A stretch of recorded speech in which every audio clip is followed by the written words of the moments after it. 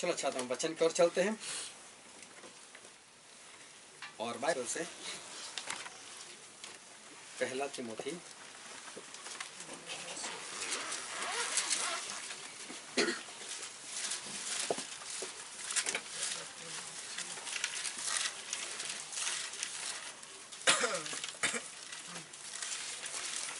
नए नियम में पहला तिमोथी उसका 5वां अध्याय।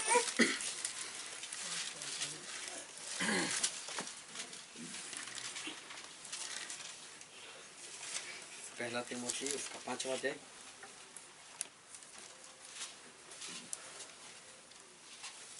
और 22 से लेकर 25 पद। पहला तिमोथी 5:22 से 25। કોઈને દિશા આપવામાં ઉતાવળ ન કર, બીજાઓમાં પાપમાં ભાગ્યો ન થા, તું પડે શુદ્ધ રહેજે. હવેથી એકલું પાણી ન પીતો, પણ તારા કોઠાને લીધે તથા તારા વારંવારના મનવાને લીધે થોડો દ્રાક્ષારસ પણ પીજે. કેટલાક માણસોના પાપ પ્રત્યક્ષ હોવાથી તેઓનો ન્યાય આગળથી થાય છે અને કેટલાકના પાપ પાછળથી પ્રગટ થાય છે. તે જ પ્રમાણે કેટલાય એકના સારા કામ પણ પ્રત્યક્ષ જોવામાં આવે છે અને જેઓ પ્રત્યક્ષ નથી તેઓ હંમેશા ગુપ્ત રહી શકતા નથી. Hallelujah hallelujah hallelujah. परमेश्वर पिता का वचन बहुत ही अद्भुत है। परमेश्वर पिता का वचन वो हमारे लिए बहुत ही आशीषित है और परमेश्वर पिता का वचन सच्चा है और बाइबल में लिखा है यदि आप सच्चाई को जानोगे तो सच्चाई तुम्हें आजाद करेगी। Hallelujah hallelujah hallelujah. सब जाग रहे हो ना? Hallelujah hallelujah. हाँ, आज का वचन किसके लिए है? मेरे लिए। हालेलुया। आज का वचन मेरे लिए। आज का वचन मेरे लिए। हालेलुया। परमेश्वर का वचन वो सही में बहुत अद्भुत है और बाइबल जब हम पढ़ते हैं तो हमें पता चलता है कि बाइबल जिस तरह से लिखा गया वैसे कोई इंसान नहीं लिख सकता, ना ही परमेश्वर के सिवा और कोई लिख सकता है। और इसलिए बाइबल जो है वो सही में अद्भुत है। बाइबल जो है वो एक ही है, बहुत ध्यान समझना, बाइबल एक ही है और उसके सिवा और कोई बाइबल नहीं है। हाँ, लोगों ने ट्रांसलेशन किया है लेकिन बाइबल एक ही है। हर एक भाषा में, किसी भी भाषा में देखो तो हमारा जो बाइबल है वो एक ही है। बाइबल में उत्पत्ति से लेकर प्रकाशित वाक्य तक जितना भी लिखा हुआ है वो सब पवित्र आत्मा से हमारे परमेश्वर से लिखा हुआ है और जितना भी लिखा है वो हमारे लिए बहुत ही मूल्यवान है, क्योंकि आज तक बाइबल को मिटाने का कई लोगों ने प्रयत्न किया लेकिन बाइबल अभी तक नहीं मिटा। Hallelujah hallelujah. हर्षद भाई ने बहुत अच्छी गवाही दी कि कुछ साल पहले उनको सताया गया, किसी और धर्म से आए इसलिए धर्म परिवर्तन। हालेलुया। लेकिन हमारे परमेश्वर धर्म परिवर्तन नहीं करते, वो तो मन परिवर्तन करते हैं। तो शैतान जो है वो गुस्सा होता है, इतनी सतावट से पीछे नहीं मुड़े, वापस हिंदू नहीं बन गए, वापस किसी और धर्म में नहीं चले गए। हालेलुया। लेकिन ऐसा क्यों होता है? क्योंकि परमेश्वर का वचन ही इतना पावरफुल है। हालेलुया। ये वचन इतना सामर्थ्यवान वचन है, इतना सामर्थ्य वचन, इतना पराक्रमी वचन है कि परमेश्वर का जो वचन है वो अगर किसी के हृदय में एक बार चला जाए या कोई उसको ग्रहण कर, उसको मान ले, उसके ऊपर चलने वाला बन जाए तो मुझे नहीं लगता वो कभी वापस हटे, क्योंकि परमेश्वर का जो वचन है वो सही में सामर्थ्य वचन है और परमेश्वर का वचन बहुत ही मूल्यवान है। इसकी कोई कीमत हम नहीं दे सकते। बाइबल वैसे देखने जाओ तो आज मेरे ख्याल से 190 रुपये में मिलता है, उसकी प्राइस कुछ 190 रुपये है। लेकिन अगर सही में बाइबल खरीदने के लिए जाओ तो इसकी बहुत ज़्यादा कीमत हो सकती है। ये तो बाइबल सोसाइटी वाले को लोग बहुत दान देते हैं ना, इसलिए हमें सस्ता मिलता है 190 रुपये में। लेकिन अगर उसकी लिखावट को देखने के लिए जाओ, उसके कागज को नहीं, उसकी प्रिंटिंग को नहीं, उसके बाइंडिंग को नहीं, लेकिन उसके अंदर जो लिखा है, अगर ऐसी लिखावट देखने के लिए जाओ तो ये अनमोल है। हालेलुया। इसकी कोई कीमत नहीं लगा सकते, क्योंकि जो लेखक लोग जो भी किताब लिखते हैं, जब उसकी किताब छपती है, कभी भी कोई भी किताब छपती होगी तो आप उसके पहले पन्ने पर देख लेना, उसमें लिखा हुआ कौन सी साल में छपी और उस वक्त उन लोगों ने कितनी कॉपी निकाली, 1 लाख निकाली, 2 लाख निकाली और जितनी भी कॉपी निकालोगे वो वहां पर लिखा होगा, और उसका जो राइटर है उसको उस कॉपी के हिसाब से उसको पैसा देना पड़ता है। हालेलुया। अगर परमेश्वर पैसा मांगेंगे तो ये तो मेरा लिखा हुआ है, तो कोई कीमत दे पाएगा? हालेलुया। तब कोई कीमत नहीं दे पाएगा। और इसलिए ये हमारा वचन जो है, जो हमें मिला है बाइबल, वो सही में बहुत अनमोल है। और बाइबल में ऐसा लिखा है, हम पढ़ते हैं भजन संहिता गीत शास्त्र उसका 19वां अध्याय,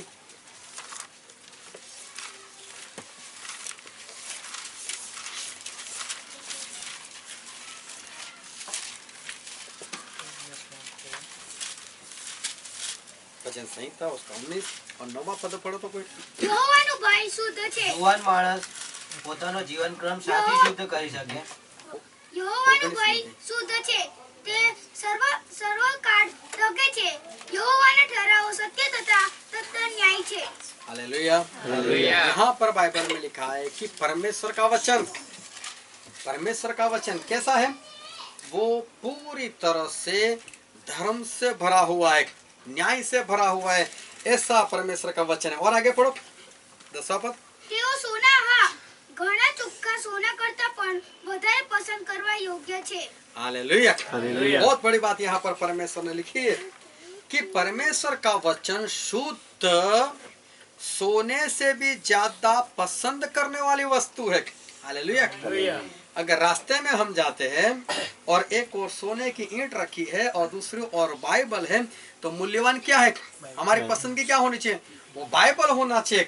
बाइबल में लिखा है कि परमेश्वर का वचन वो शुद्ध सोने से भी पसंद करने योग्य अगर कुछ है तो बाइबल है। और आगे पढ़ो। મધ, હા, મધપૂડાના ટીપા કરતા તેઓ મીઠા છે. बाइबल में लिखा है वो तो दुनिया में सबसे ज्यादा अगर मीठी कोई चीज है तो वो है मधु, हनी। मध जो है वो सबसे मीठा है, ऐसा लोग बोलते हैं। लेकिन परमेश्वर का वचन, हालेलुया, उससे भी मीठा, वो मधु से भी मीठा, ऐसा हमारे परमेश्वर का वचन है। और વળી તેઓથી તારા સેવકને ચેતવણી મળે છે. हालेलुया। बाइबल में लिखा है कि इस वचन से किसको चेतावनी मिलती है?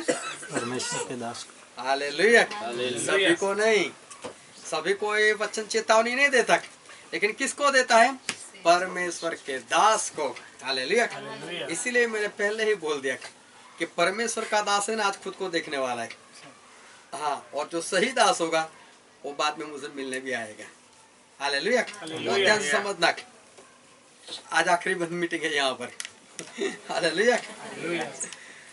परमेश्वर का वचन सही में बहुत अद्भुत है। ये मेरा एक मानना है। हो सकता है परमेश्वर अगले संडे भी हमको यहाँ पर लेकर आए, हो सकता है परमेश्वर हमेशा के लिए भी लेकर आए। ये मेरा मानना है, मेरे मानने पर मत जाना। तो बाइबल में क्या लिखा है कि उससे परमेश्वर के दास को चेतावनी मिलती है। हालेलुया। परमेश्वर के वचन से किसको चेतावनी मिलती है? जो परमेश्वर का दास है, सिर्फ उसको। जो ऐसे ही पढ़कर रख देता उसको कोई चेतावनी नहीं मिलने वाली, लेकिन जो परमेश्वर का दास है उसको ये परमेश्वर का वचन चेतावनी देता है। और आगे તેઓને પાળવામાં મોટો લાભ છે. हालेलुया। इसकी पालना करने में बड़ा लाभ है। बहुत ध्यान समझना। कई बार लोग तुलना करते, वो तो बहुत बड़ा है, एक राक्षस के समान। इसका मतलब उसकी तुलना किसके साथ? एक राक्षस के साथ हुई। राक्षस कितना बड़ा होगा? 10 फुट, 11 फुट, 12 फुट, 13 फुट, उससे बड़ा नहीं होगा। लेकिन जहां पर लिखे सिर्फ बड़ा, तो कितना बड़ा? हिमालय जितना। हम वहां पर उसकी तुलना नहीं कर सकते। बड़ा मतलब बड़ा। हिमालय तो हिमालय भी छोटा है फिर तो। और यहाँ पर क्या लिखा है कि परमेश्वर के वचन की आज्ञा की पालना करना बड़ा लाभ है। इसका मतलब कितना बड़ा लाभ, वो बाइबल में लिखा ही नहीं, क्योंकि तुलना के लिए कुछ है ही नहीं। इतना बड़ा लाभ। मैं ये नहीं बोल सकता कि यहां से लेकर आसमान तक बड़ा, मैं ऐसा भी नहीं बोलता दूसरे आसमान जितना, मैं ये भी नहीं बोलता तीसरे आसमान जितना। लेकिन परमेश्वर का वचन मानने में बहुत बड़ा लाभ है। हालेलुया। वो कितना बड़ा, जिसका हम अंदाजा नहीं लगा सकते, ऐसा परमेश्वर का वचन है। परमेश्वर का वचन वो शुद्ध है। परमेश्वर का वचन बाइबल में ऐसा लिखा है कि वो धर्मी, मतलब उसमें न्याय की बातें, परमेश्वर का वचन वो शुद्ध सोने से भी पसंद करने वाली वस्तु है। ये जो परमेश्वर का वचन है वो मधु मधु से भी मीठा है। ये परमेश्वर का वचन है, उससे परमेश्वर के दास को चेतावनी मिलती है। ये परमेश्वर का वचन है जिसको मानने में बड़ा लाभ है। कितना बड़ा, हम कुछ भी अंदाजा नहीं लगा सकते, इतना बड़ा लाभ है। और फिर आगे बाइबल में हम पढ़ते हैं भजन संहिता में उसका 119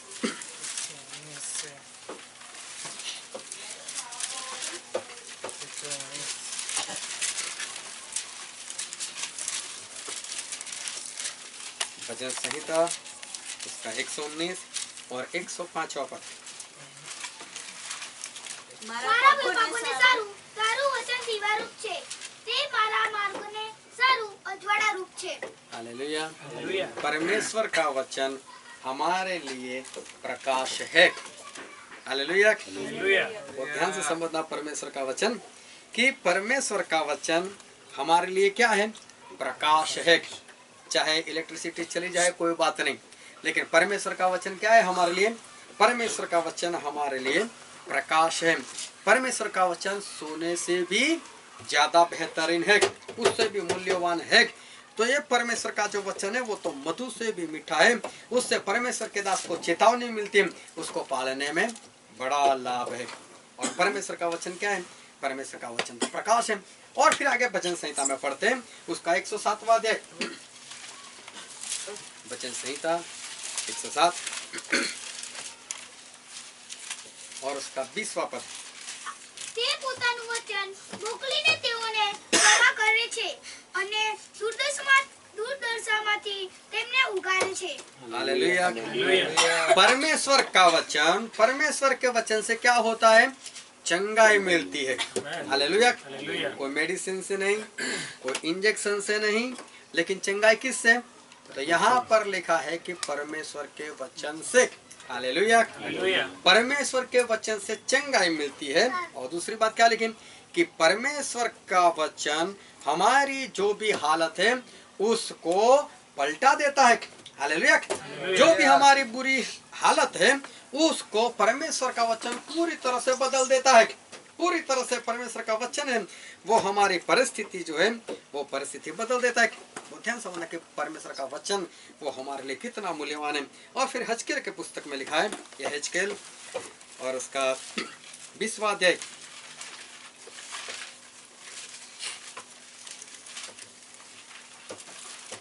यह हिजकिय्याह उसका 20वां अध्याय और उसका 11वां पद। મેં તેઓને મારા એવા વિધિઓ આપ્યા ને તેઓને એવી આજ્ઞાઓ ફરમાવી કે જો કોઈ માણસ તેઓને પાળે તો તેઓ વડે તે જીવે। हालेलुया। परमेश्वर की आज्ञा कैसी है? उससे जीवन मिलता है। कितना लिखा है? कितना जीवन? 100 साल, 150 साल, 1000 साल, कुछ भी नहीं लिखा। सिर्फ उससे क्या मिलता है? जीवन। जीवन मिलता है, मतलब मौत नहीं मिलती। हालेलुया। फायदे देखो परमेश्वर के वचन के, कि परमेश्वर के वचन से हमें क्या मिलता है? जीवन मिलता है, मतलब मौत आती ही नहीं है।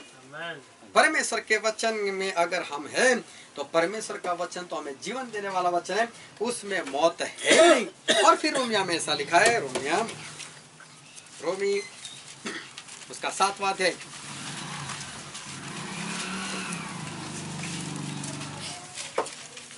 और उसका 12वां पद। માટે નિયમશાસ્ત્ર તો પવિત્ર છે અને આજ્ઞા પવિત્ર, ન્યાયી તથા હિતકારક છે। हालेलुया। परमेश्वर का वचन, परमेश्वर की आज्ञा हिंदी में पढ़ो तो कोई। इसलिए व्यवस्था पवित्र है हाँ। और आज्ञा भी ठीक और अच्छी है। हालेलुया। परमेश्वर का वचन कैसा है? पवित्र है। परमेश्वर का वचन कैसा है? न्याय की बात है उसमें लिखे, उसमें न्याय है, उसमें अन्याय नहीं है। और परमेश्वर का वचन जो है उससे हमें जीवन मिलता है। वो ध्यान से समझना, ये परमेश्वर के वचन है। हमारे हाथ में जो बाइबल है उसके इतने सारे फायदे जो है वो हमें मिले। बाइबल में जितने भी वचन हैं वो ध्यान समझना, बाइबल में जितनी भी आज्ञाएं हैं वो ध्यान समझना कि बाइबल के वचन और बाइबल की आज्ञा उसमें बहुत सी गहराई है। हम जैसे पढ़ते हैं वैसा नहीं है। उसके अंदर और भी बड़ी बड़ी और गहरी बातें सभी बातों में छुपी हुई है बाइबल के वचन में। इसीलिए तो उसको पवित्र बोला गया है, इसीलिए तो उसको शुद्ध सोने से भी पसंद करने वाली वस्तु बताया गया है, और इसीलिए तो ये मधु से मीठा है, क्योंकि बाइबल के वचन के अंदर, बाइबल की आज्ञा के अंदर बहुत गहराई है। और ये जो गहराई वो ज़्यादातर लोग सोचते नहीं और ज़्यादातर लोग समझते नहीं कि बाइबल के अंदर कौन सी गहराई है, और गहराई के अंदर नहीं जाते, इसलिए उनके जीवन के अंदर जो काम होना चाहिए वो काम हमें दिखाई नहीं देता। जब आज्ञा की गहराई लोगों को नहीं मालूम, तब आज्ञा क्यों पालना करनी चाहिए वो उनको नहीं मालूम, उसकी गहराई नहीं मालूम, इसलिए लोगों के जीवन में अनाज्ञाकारी दिखाई देती है। जो आज्ञाकारी दिखनी चाहिए वो नहीं दिखाई देती, क्योंकि उसके अंदर जो गहराई है वो गहराई नहीं दिखती। अभी बहुत ध्यान से परमेश्वर के वचन को सुना कि परमेश्वर ने हमें कुछ कुछ आज्ञाएं दी हुई, और बाइबल में ऐसा लिखा है, हम पढ़ते हैं लूका रचित सुसमाचार और उसका 6वां अध्याय, लूका 6 और उसका 34 और 35 पद। વળી જેઓની પાસેથી તમે પાછું લેવાની આશા રાખો છો તેઓને જો તમે ઉછીનું આપો તો તેમાં તમારી મહેરબાની શાની? हालेलुया। हालेलुया। दूसरा पढ़ो तो વળી જેઓની પાસેથી તમે પાછું લેવાની આશા રાખો છો તેઓને જો તમે ઉછીનું આપો તો તેમાં તમારી મહેરબાની શાની? हालेलुया। हालेलुया। और भी पढ़ो। यदि तुम उन्हें उधार दो जिनसे फिर पाने की आशा रखते हो तो तुम्हारी क्या बढ़ाई। हालेलुया। बहुत ध्यान से परमेश्वर के वचन को सुनना। जिसके पास से आप वापस लेने की आशा रखते हो, इच्छा रखते हो, उसको अगर आप उधार देते हो तो इसमें कौन सी बड़ी मेहरबानी? मैंने तो उसको पैसे दिए, मैंने तो उसको उधार दिया। परमेश्वर ऐसा बोलते हैं कि वापस लेने के लिए, वापस लेने की इच्छा से अगर आप किसी को 2-5 हजार या 2-5 रुपये या 2-5 लाख कुछ भी है, अगर आप उसको देते हो उधार वापस लेने के लिए कि कल दे देना, महीने के बाद दे देना, 6 महीने के बाद दे देना, कभी भी दे देना, तो परमेश्वर का वचन ऐसा बोलता है कि तो उसमें मेहरबानी कौन सी? इसमें मेहरबानी कौन सी? मैंने 3 बार पढ़ा है, मैंने इसलिए पढ़ा कि सभी के बाइबल में एक ही लिखा है ना, कहीं पर कुछ इधर उधर तो नहीं ना, बस ये जानने के लिए। हालेलुया। हालेलुया। लेकिन सभी के बाइबल में एक ही बात लिखी हुई, इसका मतलब सभी के लिए वचन है। और आगे पढ़ो। કે પાછું લેવા સારું પાપે પણ પાપીઓને ઉછીનું આપે છે। हालेलुया। हालेलुया। हालेलुया। हालेलुया।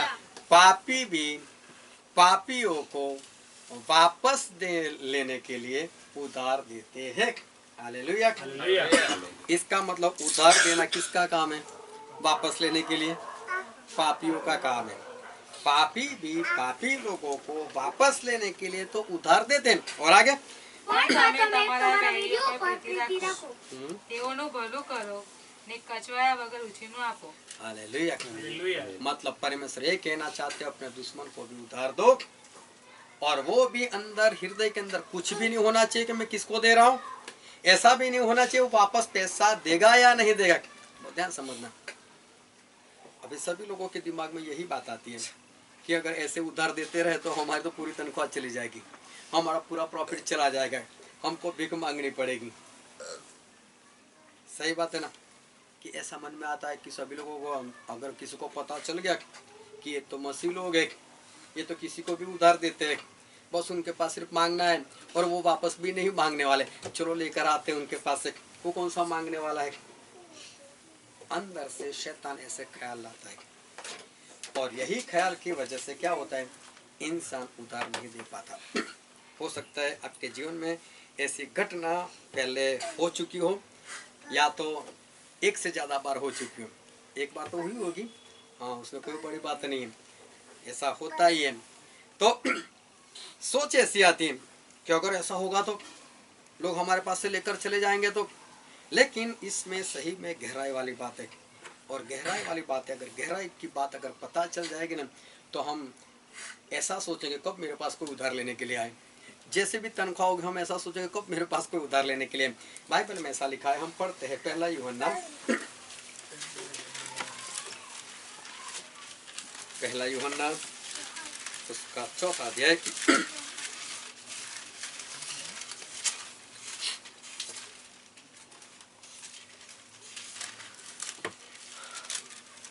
और उसका 17 पद। એથી આપણામાં પ્રેમ સંપૂર્ણ થયો છે हम्म, કે ન્યાયકાળે આપણને હિંમત રહે, हाँ, न्याय के दिन हमें हिम्मत रहे, કેમ કે જેવો તે છે क्योंकि जैसा वो मतलब जैसा परमेश्वर है તેવા આપણે આ જગતમાં છીએ। वैसे हम इस धरती पर है। जैसे परमेश्वर है वैसे ही हम इस धरती पर है। मैंने विलास भाई से गवाही सुनी है, एक बार मैं फिर बता जाता हूँ। 3 लड़कियों ने नर्सिंग किया, है ना? 2 लड़कियों ने नर्सिंग किया और उसमें काफी खर्च हुआ। खर्च किसने दिलाया बोल रहे थे? परमेश्वर हालेलुया, हालेलुया। मांगने आए कभी? कभी नहीं, हालेलुया। नहीं मांगने आए, परमेश्वर मांगने नहीं आए ना? फिर नहीं से? कभी नहीं, कभी हाँ, नहीं। मेरे पास लाओ, मैंने दिया था ना। परमेश्वर मांगने के लिए नहीं आए। हालेलुया। अगर हम किसी को उधार देते, हम भी नहीं मांगते, तो हम किसके जैसे हो गए? हालेलुया। कितनी बड़ी बात है, किसी को उधार दो, भूल जाओ, और हम परमेश्वर के जैसे। और यूहन्ना तो साफ स्पष्ट लिख रहा है कि हम भी इस धरती पर परमेश्वर के जैसे हो जाएंगे, परमेश्वर के जैसे हो जाएंगे, है ऐसा लिखा है। हम परमेश्वर के जैसे हैं। अगर हम भी किसी को उधार देकर अगर भूल जाते हैं, लेकिन ये आज्ञा भारी हमको इसलिए लगती है क्योंकि उसके अंदर जो गहराई वाली बात है ना, वो किसी के पसंद नहीं आती। अगर अभी भी ऐसी कोई बात कर रहा है, अगर सोच रहा है कि ये तो ऐसे ही बोल रहा है, ऐसा कौन करे तो समझ लो शैतान आ चुका है। चाहे हम परमेश्वर की आराधना कर कर बैठे, लेकिन अभी भी कान में आवाज आ रही है, ऐसा कैसे हो सकता है, हमको परमेश्वर के जैसा नहीं बनना, उसको अभी से भगा दो। और भी तो अभी तो शुरू किया, पहली आज्ञा देखी, अभी तो शुरू किया, और भी आज्ञा देखने वाले, उसको अभी से भगा दो। ए मेरे कान में मत बोल, इस तरह से नहीं जिया जाता। जिया जाता है, होता है, कुछ नहीं होता। परमेश्वर के वचन, परमेश्वर पागल नहीं कैसे हमको लिख कर दे दिए, ऐसे नहीं बुलाओ, सोने से भी ज्यादा उसको पसंद करने वाली वस्तु ऐसे नहीं लिखा, वो मधु से मीठा ऐसे नहीं लिखा, लेकिन परमेश्वर का दास, हालेलुया, वो चेतावनी लेता है। लेकिन जिसके कान में अगर शैतान आ रहा है तो अभी टाइम में उसको भगा दो, वरना परमेश्वर का दास कहलाना बंद करना पड़ेगा, ऐसा होगा। और मत्ती में ऐसा लिखा है, हम पढ़ते हैं मत्ती उसका 5वां अध्याय, मत्ती सुवार्ता, मत्ती उसका 5वां अध्याय, उसका 39-39। પણ હું તમને કહું છું કે જે ભૂંડો હોય તેની સામા ન થાઓ, પણ જે કોઈ તમારા જમણા ગાલ પર તમાચો મારે તેની તરફ બીજો પણ ફેરવો। Hallelujah, hallelujah. जो दाहिने गाल पर अगर तमाचा मारता है तो परमेश्वर का वचन ऐसा कहता है कि उसके सामने दूसरा भी फेर दे। क्यों? किस करने के लिए नहीं, हालेलुया, मारने के लिए। एक इधर थप्पड़ मार दी, अभी दूसरा भी गाल में दे देता हूँ, इधर भी मार दे मेरे भाई थप्पड़, अगर वहां पर लग गई तो तीसरी बार भी फेर दो। परमेश्वर ने ऐसा नहीं बोला कि इतना कर कर बंद कर देना, लेकिन परमेश्वर का वचन तो ऐसा कहता है। फिर से पढ़ो एक, પણ હું તમને કહું છું કે જે ભૂંડો હોય તેની સામા ન થાઓ, પણ જે કોઈ તમારા ગાલ પર તમાચો મારે તેની તરફ બીજો પણ ફેરવો। हालेलुया, इसमें भी वही गहराई है। यीशु मसीह को जब क्रूस के ऊपर मार दिया गया, उनको तो एक तमाचा नहीं मारा, उनको तो बहुत मारा लोगों ने, बहुत ही मारा, यहाँ तक मारा कि खून का कतरा कतरा बाहर निकल गया। क्रूस के ऊपर मार दिया गया, और वहां पर यीशु मसीह ने आखिरी प्रार्थना कौन सी की थी? ये मेरे पिता, इन लोगों को माफ कर। हालेलुया, इन लोगों को क्षमा कर। अगर हम क्षमा करेंगे तो किसके जैसे हो जाएंगे? हम किसके जैसे हो जाएंगे? हालेलुया, बहुत आसान है परमेश्वर के जैसे बनना। बस एक ही बात तो बोलनी है कि माफ करो। अगर कोई गाल पर तमाचा मारता है, अगर हम उसको माफ करते हैं, अगर उसके सामने हम दूसरा गाल फेरते हैं, तो सही में उसका हाथ रुक जाने वाला है। दूसरी बार उसका हाथ नहीं लगेगा। हम उसको बोलेंगे इधर भी मार दे, तो सबसे पहले तो वो यही सोचेगा, बाद में बदला पक्का लेने वाला है। अभी छोड़ दो, ये कोई बड़ी नोट लगती है, वो बाद में मालूम नहीं किस किस को लेकर आएगा और मुझे पीटेगा, मालूम नहीं, इसको छोड़ दो, वो क्षमा मांग कर चला जाएगा। और अगर क्षमा ना भी मांगे, हमें क्षमा की जरूरत नहीं कि वो हमसे क्षमा मांगे, हमें कोई बड़ा नहीं बनना है उसके आगे। हो सकता है वो मार भी दे, कोई बात नहीं, हो सकता है दूसरे गाल पर भी मार दे, लेकिन हम माफ करेंगे तो हम किसके जैसे हो जाएंगे? हम प्रभु यीशु के समान हो जाएंगे, हम परमेश्वर के समान हो जाएंगे। और इसलिए हमें उसको माफ करने की जरूरत है। इसमें गहराई वाली बात है, इसमें हमें थोड़ा सा अंदर उतरना है कि परमेश्वर ने ऐसा बोला क्यों। परमेश्वर ने हमें क्यों बोला? क्योंकि बाइबल में लिखा है, और भी आगे हम पढ़ते हैं मत्ती और उसका 18 अध्याय, मत्ती 18 और उसका 21 और 22 पद। ત્યાર પછી પિત્તરે તેની પાસે આવીને કહ્યું કે ઓ પ્રભુ, મારો ભાઈ મારી વિરુદ્ધ કેટલી વાર અપરાધ કરે ને હું તેને માફ કરું? શું 7 વાર સુધી? ઈશ્વરે તેને કહ્યું કે 7 વાર સુધીનું હું તને નથી કહેતો, પણ 70 ગણી 7 વાર સુધી। એ માટે बस बाइबल में लिखा है कि पतरस से पूछ लिया, परमेश्वर ऐसे तो कोई मार मार कर चला जाए, हम कितनी बार उसको माफ करें? अगर मेरा भाई हो तो मैं कितनी बार उसको माफ करूं? अगर दिन में 7 बार आ जाए तो क्या 7 बार मैं उसको माफ करूं?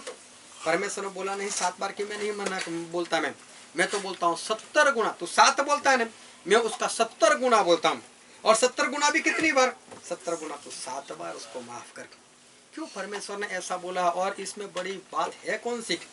इसमें बड़ी बात है कौन सी? क्या हम क्षमा नहीं कर सकते? हम क्षमा कर सकते, इसमें कोई बड़ी बात नहीं है, क्षमा कर सकते हैं। और बाइबल में ऐसा लिखा है, मत्ती रचित सुसमाचार उसका 6वां अध्याय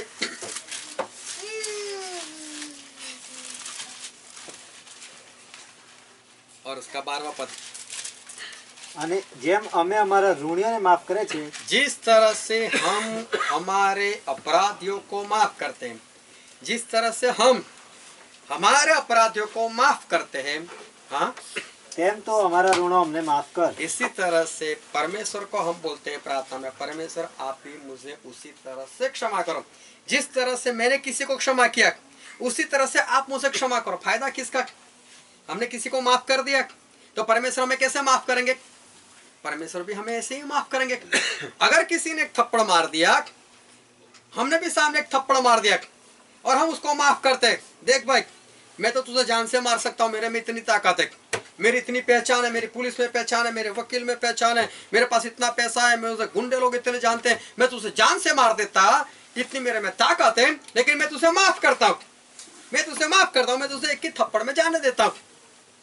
और हम रात को आकर प्रार्थना करेंगे, हे परमेश्वर जिस तरह से मैंने मेरे अपराधी को माफ किया वैसे आप भी मुझे करें। तो परमेश्वर भी क्या बोलेंगे? मैं भी ऐसे ही माफ करूंगा। अगर परमेश्वर एक थप्पड़ मारेंगे तो जिसके सामने ये धरती का गोला एक गोटी के समान है, हालेलुया, जिसके हाथ में समुद्र का पानी आ जाता है, ऐसे समुद्र वाले पानी से अगर इतने बड़े हाथ से अगर थप्पड़ मारेगा तो इंसान कहाँ जाएगा? कोई ठिकाना रहेगा? हालेलुया। फायदा किसका है माफ करने में? माफ करने में हमारा फायदा है, माफ करने में हमारा फायदा है। दूसरी बात, क्या आपने कभी किसी को ऐसा बोला है मुझे मारना मत? आपने कहीं पर लिखा हुआ है ऐसा कि मैं मेरी ओर से एक आज्ञा देता हूँ, मुझे कोई हाथ नहीं लगाएगा? ऐसी आपने किसी को आज्ञा दी है? नहीं दी है। तो इसका मतलब जब आपने आज्ञा नहीं दी तो आपके खिलाफ तो कोई पाप नहीं कर सकता, चाहे वो आपको जान से भी मार दे, उसका गुनाह नहीं है। हाँ, गुनहगार किसका है? परमेश्वर का। परमेश्वर ने बोला है किसी को मारो मत, ये परमेश्वर ने बोला, आपने तो नहीं बोला ना। तो आपको माफ करने की जरूरत ही क्या है जब किसी ने आपका गुनाह ही नहीं किया? जब किसी ने हमारा गुनाह नहीं किया फिर भी हम माफ करते तो कैसे बनते हैं? परमेश्वर के समान बनते हैं। हालेलुया। हम परमेश्वर के जैसे बन जाते हैं जब हम माफ करते हैं किसी को, तब हम परमेश्वर के जैसे बनते हैं। क्योंकि कोई भी इंसान हमारा गुनाह नहीं करता, लेकिन वो परमेश्वर का गुनाह करता है और फिर भी हम उसको माफ करते हैं, तो समझो कि हम परमेश्वर के जैसे हो गए। ये जो परमेश्वर की आज्ञा है, सही में उसमें हमें गहराई में जाना है कि परमेश्वर ने जो कुछ लिखा है ऐसा लिखा क्यों है। अगर उस आज्ञा की गहराई में जाएंगे ना हम, तो हमें पता चलेगा कि ये जो आज्ञा है सही में बहुत अच्छी है, उससे हमें जीवन मिलता है। और जब ये आज्ञा की जो गहराई नहीं पता चलती, आज्ञा के अंदर जो गहराई, वो गहराई वाली बात जब इंसान को नहीं पता होती, तब वो इंसान जो है वो आज्ञाकारी नहीं कर सकते, तब उसके जीवन में आज्ञाकारी नहीं हो सकती। और कई लोग तो ऐसे हैं आदम और हवा की तरह ज्ञानी, बहुत ध्यान से समझना कि आदम और हवा की तरह कई लोग तो होशियार लोग होते हैं। बहुत ध्यान से परमेश्वर के वचन को सुनना, क्योंकि आज परमेश्वर हमसे बात करना चाहते हैं और परमेश्वर आज हमें शुद्ध करना चाहते हैं, हमें पवित्र बनाना चाहते हैं संपूर्ण रीति से। और कई लोग ऐसा समझते हैं अपने आप को उस आदम और हवा की तरह होशियार समझते हैं। आदम और हवा ने कैसा किया था कि उनको पहले तो ये पता चला हम नंगे हैं। नंगे हैं कब पता चला? कि जब उन्होंने पाप किया। हालेलुया। नंगापन कुछ और नहीं, नंगापन मतलब ही पाप है। आदम को भी पता चला मैंने पाप किया है, हवा को भी पता चला मैंने पाप किए। उन लोगों ने क्या किया, अंजीर के पत्ते के कपड़े बनाकर पहन लिया। और फिर परमेश्वर आए तो क्या बोलता है, मैं नंगा नहीं हूँ, ये तो हवा ने काम किया है ऐसा। हालेलुया। खुद कपड़े नहीं पहने, अंजीर के पत्ते कब तक चलने वाले, खुद नंगा है, खुद पाप के अंदर। हाँ देख लो वो झूठ बोल रहा है, तेरे अंदर झूठ नहीं है। खुद के कपड़े तो देख, खुद का नंगापन देख, सब लोग देख रहे हैं ऐसे, और तू सामने वाले को बोल रहा है वो ऐसा कर रहा है, वो ऐसा कर रही है, लेकिन खुद को तो देखो। कई लोग ऐसे होते हैं कि जो आदम और हवा की तरह होशियार होते, परमेश्वर भी आए तो हिम्मत से बोलते थे, हे परमेश्वर तूने औरत दी ने, सब गड़बड़ उसी ने कर दी, मैं तो कहाँ ऐसा था, उसी ने ये सब किया। मतलब अपना नंगापन जो है वो खुद ऐसा समझता है कि मैंने उसको ढक लिया, मैंने कपड़े पहन लिए, मैंने अंजीर के पत्ते लगा दिए, अब मेरे परमेश्वर को नहीं पता चलने वाला। और वो दूसरे लोगों को देखता है और दूसरे लोगों की बात करते, खुद अंजीर के पत्ते और सामने लोगों का नंगापन दिखता है और उसको खुद का नंगापन नहीं दिखता। और ऐसा इसलिए होता है कि जो वचन की गहराई, आज्ञा की जो गहराई होती है वो उनको नहीं मालूम। और इसलिए बाइबल में जब हम पढ़ते हैं तो बाइबल में ऐसा लिखा है, हम पढ़ते हैं मत्ती और उसका 5वां अध्याय,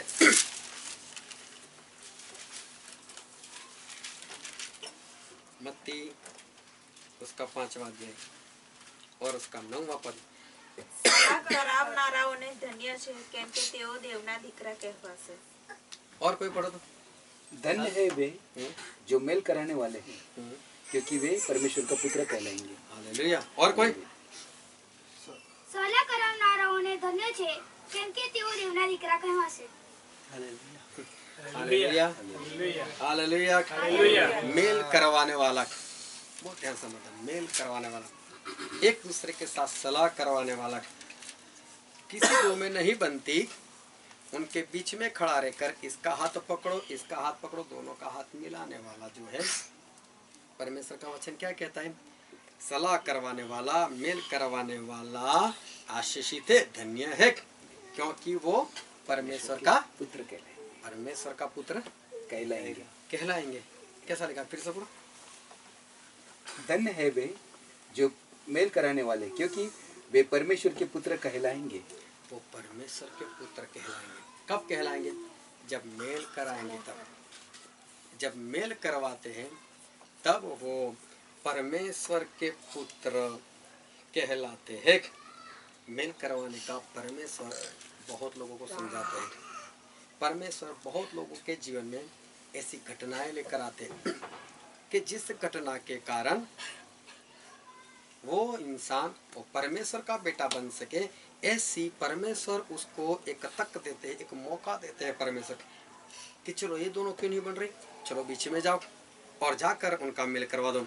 एक बार एक विश्वासी लड़का मेरे पास आया और मुझे आकर बोलता है कि अब से मैं आपकी मीटिंग में आऊँगा। मैंने बोला क्यों, मेरी मीटिंग में ऐसी कौन सी खास बात है जो आप मेरे वहाँ आना चाहते हो। मैंने बोला बस अब मेरी इच्छा यही कि मैं आपकी मीटिंग में आऊँ। मैंने बोला कोई बात नहीं, मेरी मीटिंग में जब भी चाहे आप आ सकते हो, लेकिन आप जहाँ पर जाते हो मीटिंग में उसको आपने क्या छोड़ दिया। बोले हाँ छोड़ दिया। मैंने बोला आपने छोड़ दिया ना, इसलिए आप मेरे वहाँ आना चाहते हो। मेरी मीटिंग में ऐसा कुछ नहीं है, ना ही आपने मेरी मीटिंग में ऐसा कुछ देखा है, लेकिन जहाँ पर आप चाहते हो ना उसको छोड़ दिया। क्यों छोड़ा मुझे बताओ। और उसने अपने पास्टर के बारे में बात की कि मेरा पास्टर सही नहीं है, उसने मेरे साथ ऐसा कर दिया, उसने मेरे साथ वैसा कर दिया। मैंने बोला कोई बात नहीं। मैंने उसको साथ में बैठकर मैंने उसको समझाया। मैंने बोला आप जब भी चाहो मेरी मीटिंग में आ सकते हो। अगर आप मेरे साथ प्रार्थना करने के लिए आना चाहते हो मेरे साथ आ सकते हो। मैं कहीं पर बाहर जाता हूँ, आपको आना है आप मेरे साथ आ सकते हो, लेकिन मेरे साथ घूमने से आपका स्वर्ग जो है वो स्वर्ग पक्का नहीं होने वाला। और मैं तो ये बोलता हूँ कि अगर मेरे साथ इसी तरह से अगर आप आओगे तो चलते चलते एक बार नर्क में जाओगे, ये पक्की बात है। मुझे बोलता है क्यों। मैं बोला आपकी तो आपके पास्टर के साथ बनती ही नहीं है, उसके साथ तो आपका कुछ झगड़ा हुआ है। जब उसके साथ बनती ही नहीं तो फिर आप मेरे साथ रहकर स्वर्ग में कैसे जा पाओगे, क्योंकि मेरे पास कोई स्वर्ग का ठेका तो है नहीं कि मैं किसी का हाथ पकड़ो परमेश्वर को बोलूं परमेश्वर लो इसका कैच कर लो, ऐसा तो हो नहीं सकता। उसको समझाया मेरे भाई अपने पास्टर के साथ मेल कर दो। जो भी उससे गलती हुई, इंसान से गलती हो सकती है, इंसान है, गलती हो जाएगी। पास्टर है तो क्या हो गया, परमेश्वर किसका बड़ा दास है तो क्या क्या गलती नहीं हो सकती। हाँ गलती हुई है तो जाओ जाकर उसको बोल दो ये गलती हुई। अगर आप मेरी कुछ सहायता चाहते हैं तो मैं भी आने के लिए तैयार हूँ। आज भी वो अपने उसी पास्टर के साथ है, उसी पास्टर के साथ घूमते हैं। तब से लेकर आज तक मुझे सामने से कभी वो मिलने के लिए नहीं है। हमारे बीच में ऐसा कुछ नहीं है, लेकिन कहने का मतलब जहाँ पर उसको जाना चाहिए था, जहाँ पर उसकी अनबन थी, वहाँ पर उसका बनने लगा, वहाँ पर उसका बनने लगा। ध्यान से परमेश्वर के वचन को सुन लो, क्योंकि हमारे परमेश्वर सही में उनसे बात करना चाहते। मुझे भी बहुत लोग बहुत अच्छा समझते हैं और ऐसा समझते हैं कि मैं भी बहुत अच्छा हूँ और मेरे से कुछ गलती नहीं हो सकती। लेकिन पिछले दिनों में कुछ ऐसा हो गया कि मेरे भी किसी परिवार से अनबन हो गई थी। हाँ हमारी बनती नहीं थी। चलो मैं और कुछ ज़्यादा नहीं कहना चाहता, लेकिन मैं उस परिवार में नहीं जाता था और काफ़ी दिनों तक मैं वहाँ पर नहीं गया। मेरा नहीं जाने का कारण कुछ और था और मेरा नहीं जाने का कारण ये नहीं था कि मेरी उनसे नहीं बनती। मेरा नहीं जाने का कारण कुछ और था। हालेलुया।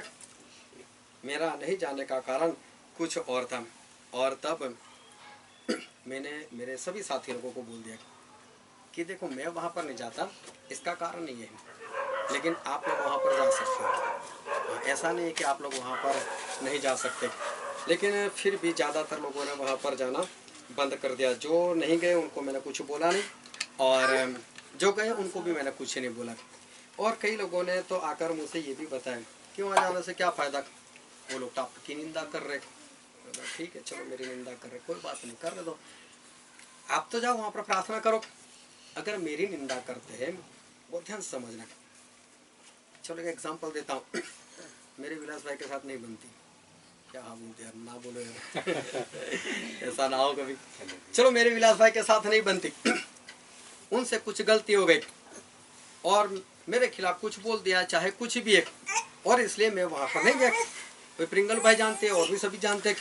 प्रिंगल भाई कभी कभी मेरे साथ उनके घर पर आते थे। अभी उन्होंने भी जाना बंद कर दिया। क्यों जाना इसलिए बंद कर दिया, अभी जब आपकी उसके साथ नहीं बनती, जब आपके खिलाफ बोल रहे तो मुझे नहीं जाना है। मैंने नहीं मना कि आप मत जाओ। अभी उनके दिमाग में ऐसा चल रहा है, स्टैनली भाई ने इसको भी समझा दिया, ऐसा भी समझा दिया। जब वो एक बार गए हो गए तब पता चला कि वो तो मेरी निंदा करते, तो इनका फर्ज क्या बनता है, ए स्टैनली भाई के बारे में ऐसा मत बोलो, ऐसा नहीं हुआ था। हालेलुया। मैं जानता हूँ उसको ऐसा नहीं हुआ था, ऐसा नहीं हुआ था, आप उसके साथ मेल कर लो, ऐसा नहीं हुआ था। निंदा सुनकर वापस आने की क्या जरूरत थी। इसका मतलब उसकी निंदा के सहभागी हम भी हुए। चलो कोई बात नहीं, कुछ साल बीत गए, कुछ समय बीत गया, कुछ महीने बीत गए, कुछ साल भी बीत गए और फिर कोई वहां पर जाता है।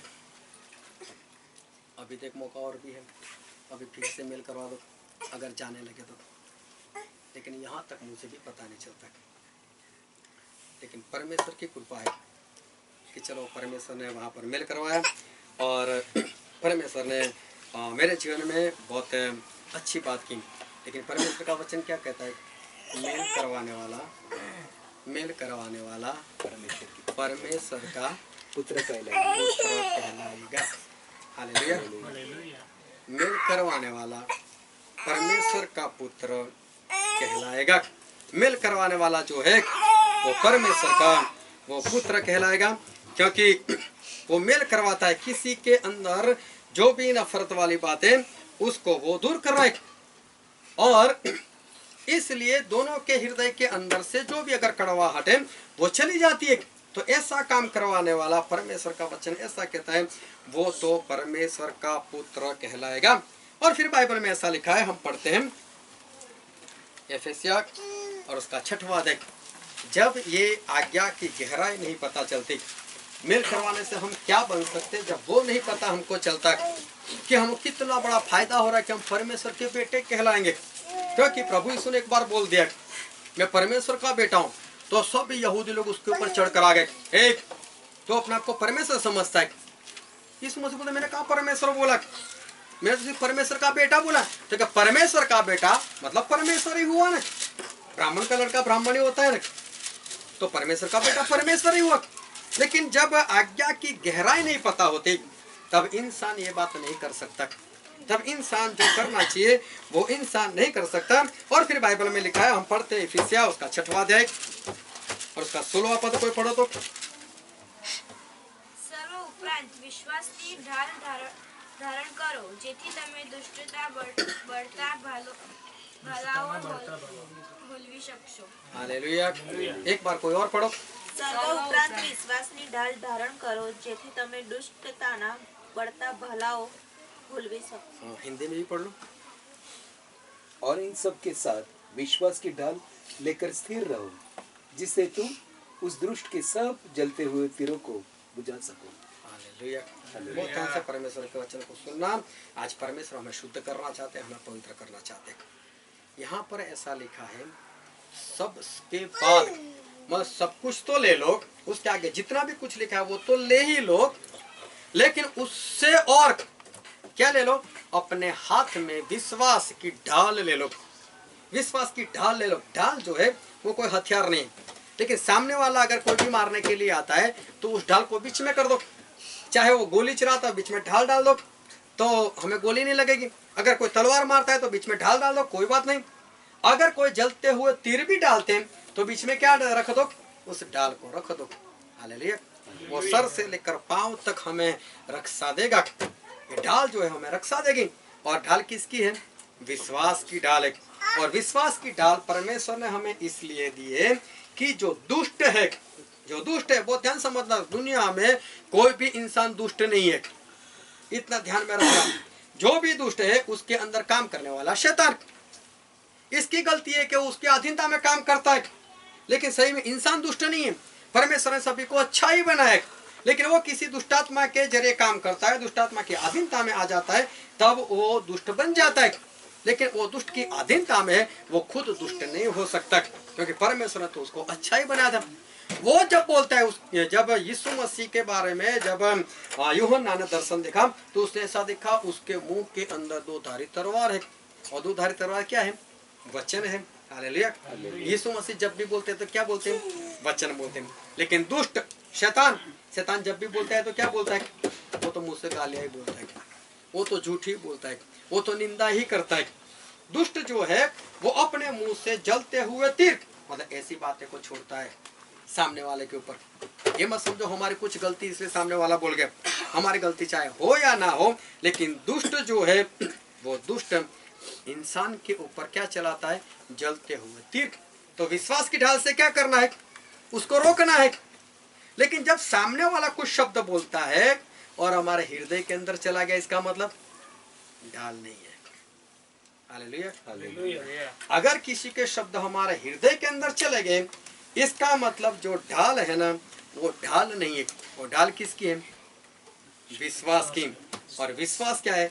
आत्मिक जीवन का पिलर है। वो तो वही तो नींव है, इसके ऊपर तो आत्मिक जीवन है। लेकिन जब कोई बोल जाता है और वो हृदय के अंदर चुप जाता है और हृदय के अंदर से नहीं निकलता है, इसका मतलब विश्वास जो है, विश्वास की जो ढाल है, वो विश्वास की ढाल उसके अंदर नहीं काम करेगी।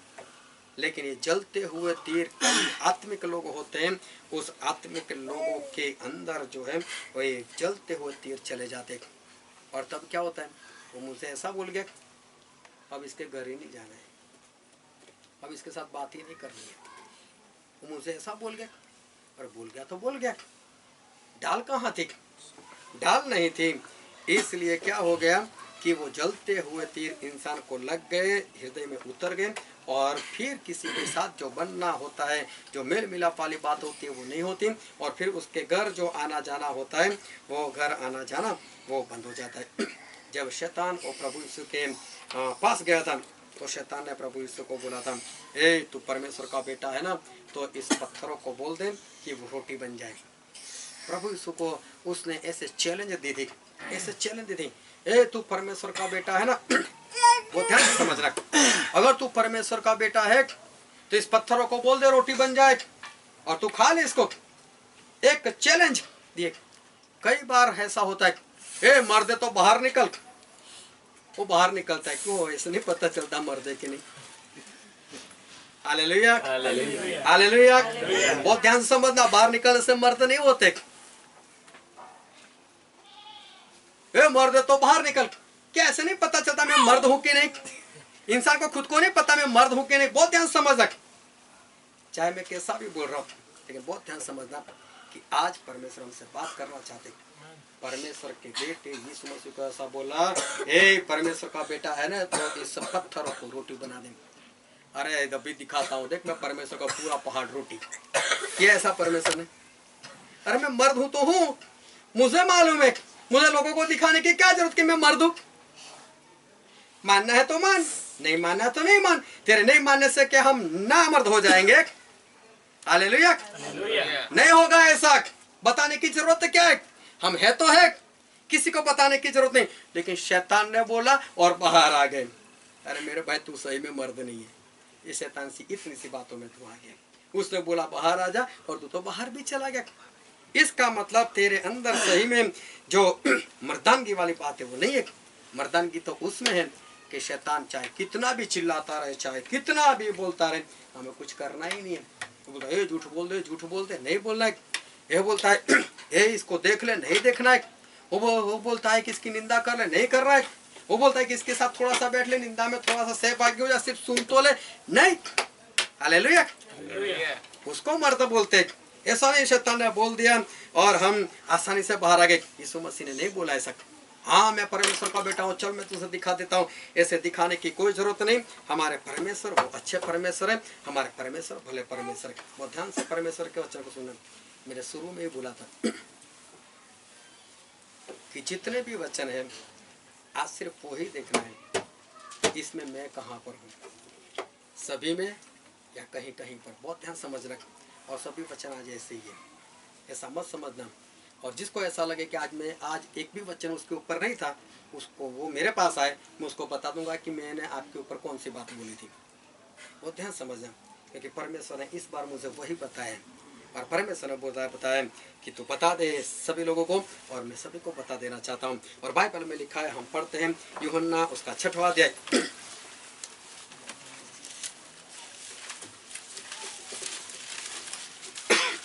यूहन्ना 6 और उसका 53 कोई पढ़ो तो 53। ત્યારે ઈશ્વરે તેઓને કહ્યું કે હું તમને ખચિત ખચિત કહું છું કે જો તમે માણસના દીકરાનું માંસ ન ખાઓ અને તેનું લોહી ન પીઓ તો તમારામાં जीवन નથી। हालेलुया। प्रभु यीशु ने क्या बोला? अगर तुम मेरा लहू ना पियो और मेरा मांस ना खाओ तो क्या नहीं है? जीवन नहीं है। हालेलुया। ऐसे इंसान के अंदर जीवन नहीं है। और आगे पढ़ो 54। જે કોઈ મારું માંસ ખાય છે અને મારું લોહી પીએ છે તેને અનંત જીવન છે અને છેલ્લે દાડે હું તેને પાછો ઉઠાડીશ। प्रभु यीशु कहते जो मेरा मांस खाता है, जो मेरा लहू पीता है, उसको अनंत जीवन है, उसके पास हमेशा का जीवन है। और क्या लिखा है दूसरा? અને છેલ્લે દાડે હું તેને પાછો ઉઠાડીશ। आखिरी दिन मैं उसको उठाऊंगा। इसका मतलब जो लहू नहीं पीता, जो प्रभु यीशु का मांस नहीं खाता, उसको आखिरी दिन नहीं उठाया जाएगा, उसके पास जीवन नहीं है। और आगे पढ़ो 55। કેમ કે મારું માંસ ખરેખર ખાવાનું છે અને મારું લોહી ખરેખર પીવાનું છે। यहाँ पर स्पष्ट लिखा है सही में खाना है, सही में पीना है। कब? જે મારું नहीं, માંસ कब ऐसा पूछ रहा हूँ, कब खाना है इसको, कब पीना है? हालेलुया। इसका कोई टाइम नहीं लिखा है, कब खाना है कब पीना है, ऐसा कोई टाइम नहीं लिखा है। लेकिन जब जब है तब तब तो उसको खाओ, तब तक तो उसको पीते रहो। और फिर आगे 56। જે મારું માંસ ખાય છે અને મારું લોહી પીએ છે बहुत ध्यान से समझना, जो कोई मेरा मांस खाता है और जो कोई मेरा लहू पीता है, हाँ, તે મારામાં રહે છે वो मेरे अंदर रहता है। हालेलुया। प्रभु यीशु कहते हैं वो मेरे अंदर रहता है और અને હું તેનામાં રહું છું। और मैं उसके अंदर रहता हूँ। बहुत ध्यान से समझना, जब समय मिलता है तब लहू पीते हो, जब समय मिलता है तब मांस खाते हो। बहुत ध्यान से समझ लेना, ऐसे समय समय पर मेरा प्रभु काम करने वाले नहीं है कि जब समय होता है तब मैं जाऊं और जब वो पीता है तब मैं उसके अंदर घुस जाऊं और उसको मेरे अंदर बुला लूं, और फिर अगले संडे फिर वो दूर कर दे तो मैं भी उससे दूर हो जाऊं, फिर आएगा फिर मैं उसके अंदर। क्या अंदर बार आता जाते रहेगा परमेश्वर? नहीं, ऐसा नहीं होगा। और ध्यान से समझें, मैंने बहुत बार बोला है कि परमेश्वर का लहू और परमेश्वर का मांस वो ऐसी चीज है कि उसके सामने सभी कुछ भी नहीं है। उसके सामने पैसा कुछ भी नहीं, उसके सामने कारोबार कुछ भी नहीं, उसके सामने नौकरी कुछ भी नहीं, उसके सामने रिश्तेदार कुछ भी नहीं, उसके सामने शादी कुछ भी नहीं, उसके सामने कुछ भी नहीं है, कुछ भी नहीं है। लेकिन फिर भी किसी ऐसी चीज के लिए जो इंसान परमेश्वर के लहू को छोड़ता है, परमेश्वर के मांस को छोड़ता है, क्या परमेश्वर ऐसा बोले कोई बात नहीं, अगले हफ्ते बेटे आ जाना, मैं तेरे में आ जाऊंगा? वो ध्यान से परमेश्वर के वचन को सुनना कि परमेश्वर आज हमसे बात करना चाहते हैं और परमेश्वर हमें बताना चाहते हैं। ऐसे कभी कभी करने से कुछ भी नहीं होने वाला। और बाइबल में ऐसा लिखा है कि मालाखी में ऐसा लिखा है उसके 3:10 के अंदर कि आप 10वां हिस्सा दो मुझे। और लेवी में ऐसा लिखा है उसके 27:30 के अंदर कि 10वां मेरा है, ऐसा परमेश्वर बोलते हैं। मैं मांग रहा हूँ ऐसा नहीं बोलते, 10वां मेरा है, ऐसा परमेश्वर बोलते हैं। कई लोग ऐसा बोलते हैं कि नए नियम में 10वां है ही नहीं, लेकिन प्रभु यीशु ने बोला है कि नए नियम में भी 10वां तो है। मत्ती 23 और पढ़ लेना है, उसका 23 और 24 पढ़ लेना, वहाँ पर स्पष्ट लिखा है कि 10वां तो है। लेकिन दुनिया वाले जो 10वें की बात करते हैं वो सिर्फ पैसे की बात करते हैं, और बाइबल में सिर्फ पैसे वाले 10वें की बात नहीं की। बाइबल में 2 तरह के 10वां की बात की। एक 10वां तो वो है जो आप कमाई करते हो, और बाइबल में ऐसा लिखा है लिया 27:30 में कि जमीन का फल, इस मिट्टी से जितना कुछ पैदा होता है वो सभी का 10वां हिस्सा मेरा है। हालेलुया, वो सभी का 10वां मेरा है। और हम इंसान किस में से पैदा हुए? मिट्टी में से पैदा हुए, तो हम भी तो मिट्टी का फल है। तो हमारा भी 10वां, हम जितना भी जीवन जीते हैं ना, उसका 10वां हिस्सा हमारे परमेश्वर का है। एक दिन के 24 घंटे, 24 घंटे के 1440 मिनट, उसका 10वां हिस्सा मतलब 144 मिनट, मतलब 2 घंटे 24 मिनट, 2 घंटे 24 मिनट हर रोज हमारे परमेश्वर का 10वां है। पैसे का तो देना ही देना है, इसको छोड़ना भी नहीं है। ये दोनों चाहिए, पैसा का भी 10वां, और साथ में हर रोज 2.5 घंटे परमेश्वर के लिए। वो ध्यान से समझना, परमेश्वर के लिए पवित्र है। एक पद पढ़ी लो, ये लेविया 27:30।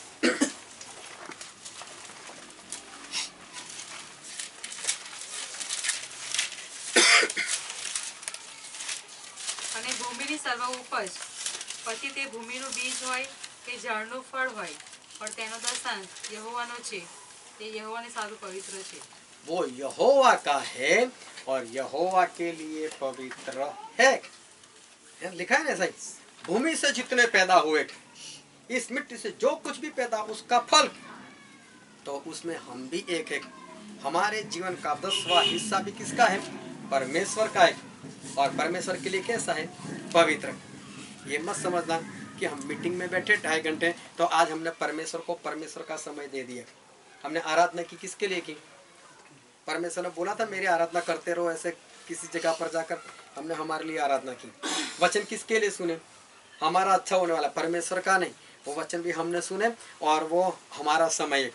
मीटिंग में बैठते 2.5 घंटा, ये मत समझना कि हमने परमेश्वर के लिए कुछ किया। घर में अगर 2.5 घंटा अगर आप बाइबल भी पढ़ते हैं तो ये मत समझना कि हमने परमेश्वर को समय दे दिया।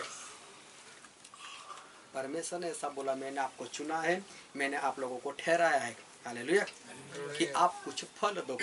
कौन सा फल? हमें फल वो देना है। परमेश्वर, मैं ये आत्मा जीत कर आपके पास लेकर आया हूँ, हालेलुया, मैं ये आत्मा जीत कर आपके पास लेकर आया हूँ। ये है फल। और ऐसे फल पैदा करने के लिए, ऐसा फल पैदा करने के लिए जो समय व्यतीत करते हैं, जो समय गंवाते, तो ऐसे फल पाने के लिए हर रोज कम से कम 2.5 घंटा इंसान को निकालना चाहिए। कम से कम 2.5 घंटा इंसान को किसी फल को लाने के लिए निकालना चाहिए, हालेलुया। और साथ में पैसों का 10वां।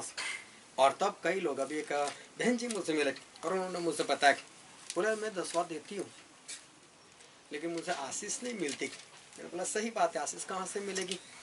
क्योंकि सिर्फ पैसा देकर छूट जाओ, अरे ऐसे नहीं आशीष मिलती। ऐसे तो करोड़ों अरबों रुपए देने वाले लोग पड़े हुए, सिर्फ मसीह लोग में नहीं, और भी लोगों में ऐसे करोड़ों अरबों रुपए देने वाले पड़े हुए। उससे क्या किसी को आशीष मिल जाएगी? क्या परमेश्वर पैसों का भूखा है? क्या कोई 10वां देगा और परमेश्वर के किसी दास का घर चलने वाला है क्या? ऐसा कुछ नहीं होता। कोई भी पैसा नहीं देगा तो अभी परमेश्वर का जो दास है उसका घर तो चलने ही वाला है। वो कैसे चलाए, वो परमेश्वर की जिम्मेदारी और परमेश्वर चला दे। और मैंने मेरी गवाही एक बार बताई थी, जब 2002 में जो यहाँ पर वारदात हुई थी हिंदू मुस्लिम, और 3 महीने में यहाँ पर रुका था। 3 महीने ये दरवाजा खोलकर हम बाहर नहीं जा सकते। 3 महीने मैंने कुछ काम नहीं किया और फिर भी मेरे पास सिर्फ 500 रुपये थे। और तब तो परमेश्वर ने ये भी नहीं बोला था कि अपना कारोबार बंद करो, और तभी तो शुरू भी नहीं हुआ था, मेरा कारोबार शुरू होने वाला था। लेकिन 500 रुपये 3 महीने तक मेरे जेब से वो कभी भी गए ही नहीं। जितनी बार मैंने 100 की नोट मैंने बाहर जाकर कुछ भी खरीदा, वो 100 की नोट वापस मेरे पर्स में आ जाती थी। तो परमेश्वर को जरूरत नहीं है कि कोई दान देगा और हमारा घर चलेगा। परमेश्वर के दास का ऐसा कहीं पर भी नहीं है।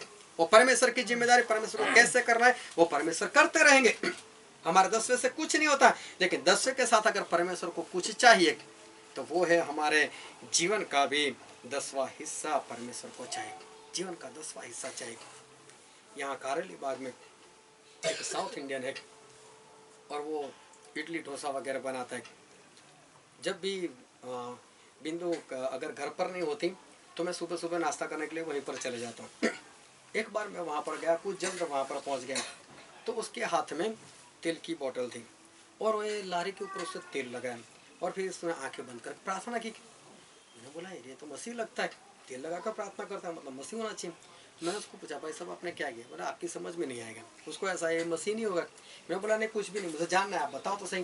बोला मैंने तेल लगाया। फिर आपने आंखें बंद कर, मैंने बोला मैंने प्रार्थना की। मैंने प्रार्थना किसकी की? फिर उसने बताया मुझे मैंने यीशु मसीह की प्रार्थना की। मैंने बोला कि आप यीशु मसीह पर विश्वास करते हो? बोले हाँ मैं यीशु मसीह पर विश्वास करता हूँ। मैंने बोला मैं भी मसीह हूँ, मैं भी यीशु मसीह के ऊपर विश्वास करता हूँ। तब से हमारे आपस में अच्छी बनने लगी। और एक बार संडे के दिन मैं वहाँ पर गया और हो सकता है मेरे घर में कोई नहीं होगा, मैं वहाँ पर गया तो पूरा बंद उसका। मैंने बोला क्यों आज बंद है? एक बार वो मुझे यहाँ पर जो वाइट चर्च है संडे सुबह सुबह वहाँ पर मुझे मिल गया। मैंने बोला यार मैं आपकी दुकान पर आया था, आपकी लारी पर आया था, संडे के दिन आपकी बंद थी। बोले संडे तो मैं बंद रखता हूँ। मैंने बोला सबसे ज़्यादा कमाई संडे के दिन होते हैं। बोले चाहे संडे कितना भी पैसा मिल जाए, संडे सिर्फ मेरे प्रभु के लिए। हालेलुया। अरे रोज 2.5 घंटा नहीं निकालते तो पूरा संडे तो निकाल दो, हो जाएगा काम हमारा। संडे के दिन जितनी भी कमाई की, कहाँ है आज वो पैसे? वो पैसे कहाँ रहे? है क्या बैलेंस जमा किया हुआ? नहीं है ना, खर्च हो जाते हैं पैसे के। शैतान आता है किसी को बीमार कर देता है, शैतान आता है कुछ भी कर, वो पैसा हमारे पास रहता ही नहीं। परमेश्वर बोलते 10वां दो, दोनों 10वां दो और तब मैं आशीष दूंगा। लेकिन जब इसके पीछे की गहराई जब इंसान को पता नहीं होती ना, तब ऐसा होता है कि इंसान जो आज्ञाकारी करनी चाहिए वो आज्ञाकारी नहीं कर सकता।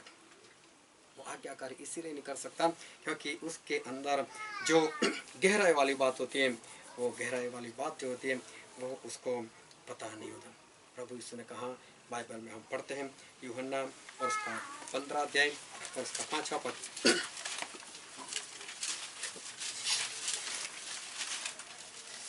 હું તો દ્રાક્ષા વેલો છું, ને તમે ડાળીઓ છો.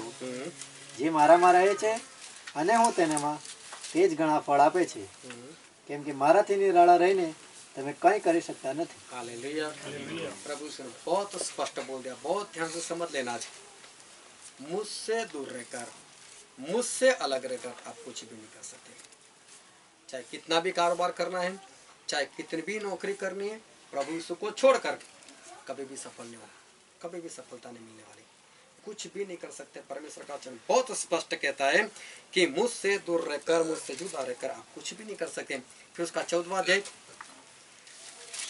और उसका 6वां पद। ઈસુ તેને કહે છે કે માર્ગ તથા સત્ય તથા જીવન હું છું. મારા આશ્રય વિના બાપની પાસે કોઈ આવતું નથી. हालेलुया। यीशु मसीह का सहारा लिए बिना हम कुछ भी नहीं कर सकते। यीशु मसीह का सहारा लिए बिना हम सब कभी भी नहीं जा सकते। बहुत स्पष्ट बाइबल में लिखा है, ये प्रभु यीशु का वचन है, प्रभु यीशु ने लिखा हुआ है और प्रभु यीशु बहुत स्पष्ट बोलते हैं।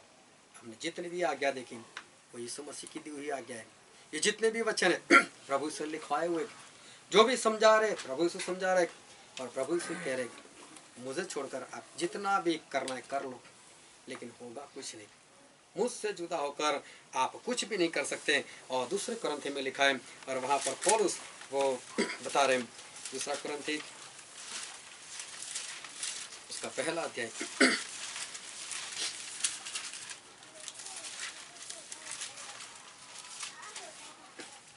और उसका 17 पद। तो मारो एवो इरादो હતો તેથી શું હું ઢચુપચુ કરતો હતો? यहाँ पर बाइबल में लिखा है पौलुस करिन्थ वाले के साथ कुछ बात करते हैं, पत्र लिखकर बात करते हैं। वो बात ऐसी कर रहे हैं, मैं आना चाहता था वहाँ आपके वहाँ, फिर बोलते हैं मैं नहीं आ पाया, मैं कहीं और चला गया। फिर बोलता है मैं फिर आना चाहता था, फिर भी मैं आपके पास आया, मैं कहीं और चला गया। तो पौलुस ऐसा बोलते हैं मैंने एक बार बोल दिया आपको कि मैं वहाँ पर आ रहा हूँ, और फिर मैं नहीं आया और मैं कहीं दूसरी जगह पर चला गया। मैंने वहाँ से फिर बोला कि मैं आ रहा हूँ, चलो फिर मैं फिर भी नहीं आया, मैं फिर भी कहीं और चला गया। तो ये पौलुस ऐसा बोले, क्या आपको ऐसा लगता है मैं कभी इधर कभी उधर जा रहा हूँ? मैं बोलकर पूरा नहीं कर रहा हूँ, मैं कभी इधर और उधर की बात कर रहा हूँ, बोलकर नहीं आ रहा हूँ, ऐसा तो नहीं समझ रहे आप लोग? कई लोग ऐसे जीवन जीते हैं, कभी इधर कभी उधर। जब भी वचन सुनते हैं बस आपसे तो बस ऐसा ही, जैसा संडे को हमने प्रचार सुना ना, बस ऐसे ही जीवन जिएंगे, वैसे ही जीवन जिएंगे। दाखरस पिया, रोटी खाई, उसके बाद ठंडा पिया, चॉकलेट खाई, आखिरी प्रार्थना हो गई, जैसे ही बाहर निकले सारा प्रचार खत्म। कहाँ पर गया वही नहीं मालूम। फिर दूसरा नहीं, अभी तो नहीं, अभी तो चॉकलेट का असर नहीं होने वाला, अभी तो ठंडा जो भी है ना, लेकिन जो परमेश्वर के आग अंदर गए उसको नहीं बुझा पाएगा। एक हालेलुया। फिर वापस से ऐसा क्यों आज्ञाकारी देखने को नहीं मिलती? पौलुस बोल क्या मैं उसे ऐसा समझ रहा हूँ, लेकिन सही में कई लोग ऐसे हैं जो कभी इधर और कभी उधर हो रहे हैं, और इसलिए जो आज्ञाकारी है वो आज्ञाकारी दिखाई नहीं देती। और फिर याकूब में ऐसा लिखा, याकूब उसका पहला अध्याय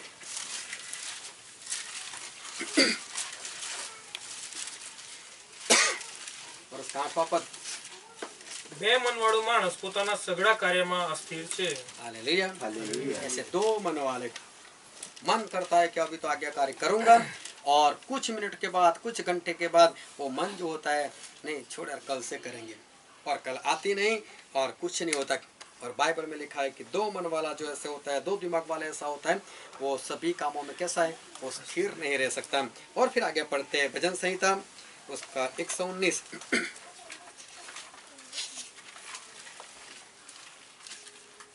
और उसका 113। હું બે મોડાવાળાને ધિક્કારું છું, પણ હું તારા નિયમ પર પ્રેમ રાખું છું। यहाँ पर बाइबल दो मन वाले को तो मैं धिक्कार करता हूँ, और कोई नहीं, परमेश्वर का दास ऐसा बोल रहे कि दो मन वाले जो होते उसका तो मैं तिरस्कार करता हूँ, ऐसा परमेश्वर का वचन कह रहा है। और फिर आगे पढ़ते हैं मत्ती उसका 5वां अध्याय और उसका 37। પણ તમારું બોલવું તે હાનું હા ને નાનું ના હોય, કેમ કે એક કરતા અધિક જે કંઈ છે તે ભૂંડાથી છે। वो तो शैतान से तय करो, हाँ तो सिर्फ परमेश्वर में जिया करो, ना तो फिर परमेश्वर को हमेशा के लिए छोड़ दो। लेकिन दोनों बात कैसे, कभी हाँ कभी ना। परमेश्वर बोलते कि उससे ज्यादा जो है वो किससे है, वो तो शैतान से। उससे ज्यादा जो कुछ हो रहा है वो तो शैतान से। और फिर रोमिया में ऐसा लिखा है, रोमिया उसका 7वां अध्याय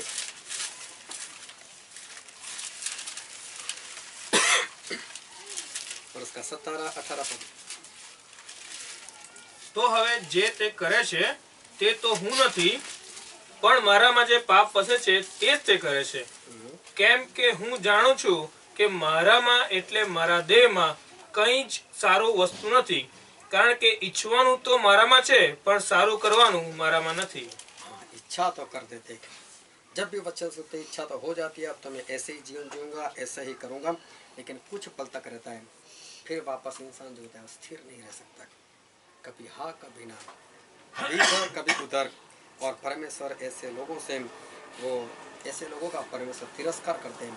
परमेश्वर बोलते मैं ऐसे लोगों को धिक्कार करता हूँ, ऐसे लोगों का, क्योंकि जो कभी इधर और कभी उधर की बात करते हैं, जब भी वचन सुनते हैं तो अंदर से ऐसा हो जाता है बस ऐसे ही जीवन जीऊंगा, लेकिन फिर मन ऐसा करता है छोड़ यार कल से ऐसा करेंगे, और कल कभी आती नहीं। और इंसान के जीवन में जो सुधार आना चाहिए वो सुधार नहीं आता।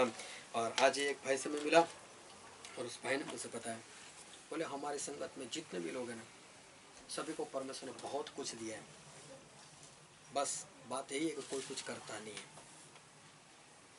ऐसा बताया मुझे कि बहुत कुछ है हमारी संगत का, ये शब्द था उनका, हमारी संगत का, लेकिन है बहुत कुछ लेकिन करते नहीं है। और मत्ती में ऐसा लिखा है, मत्ती उसका 24वां अध्याय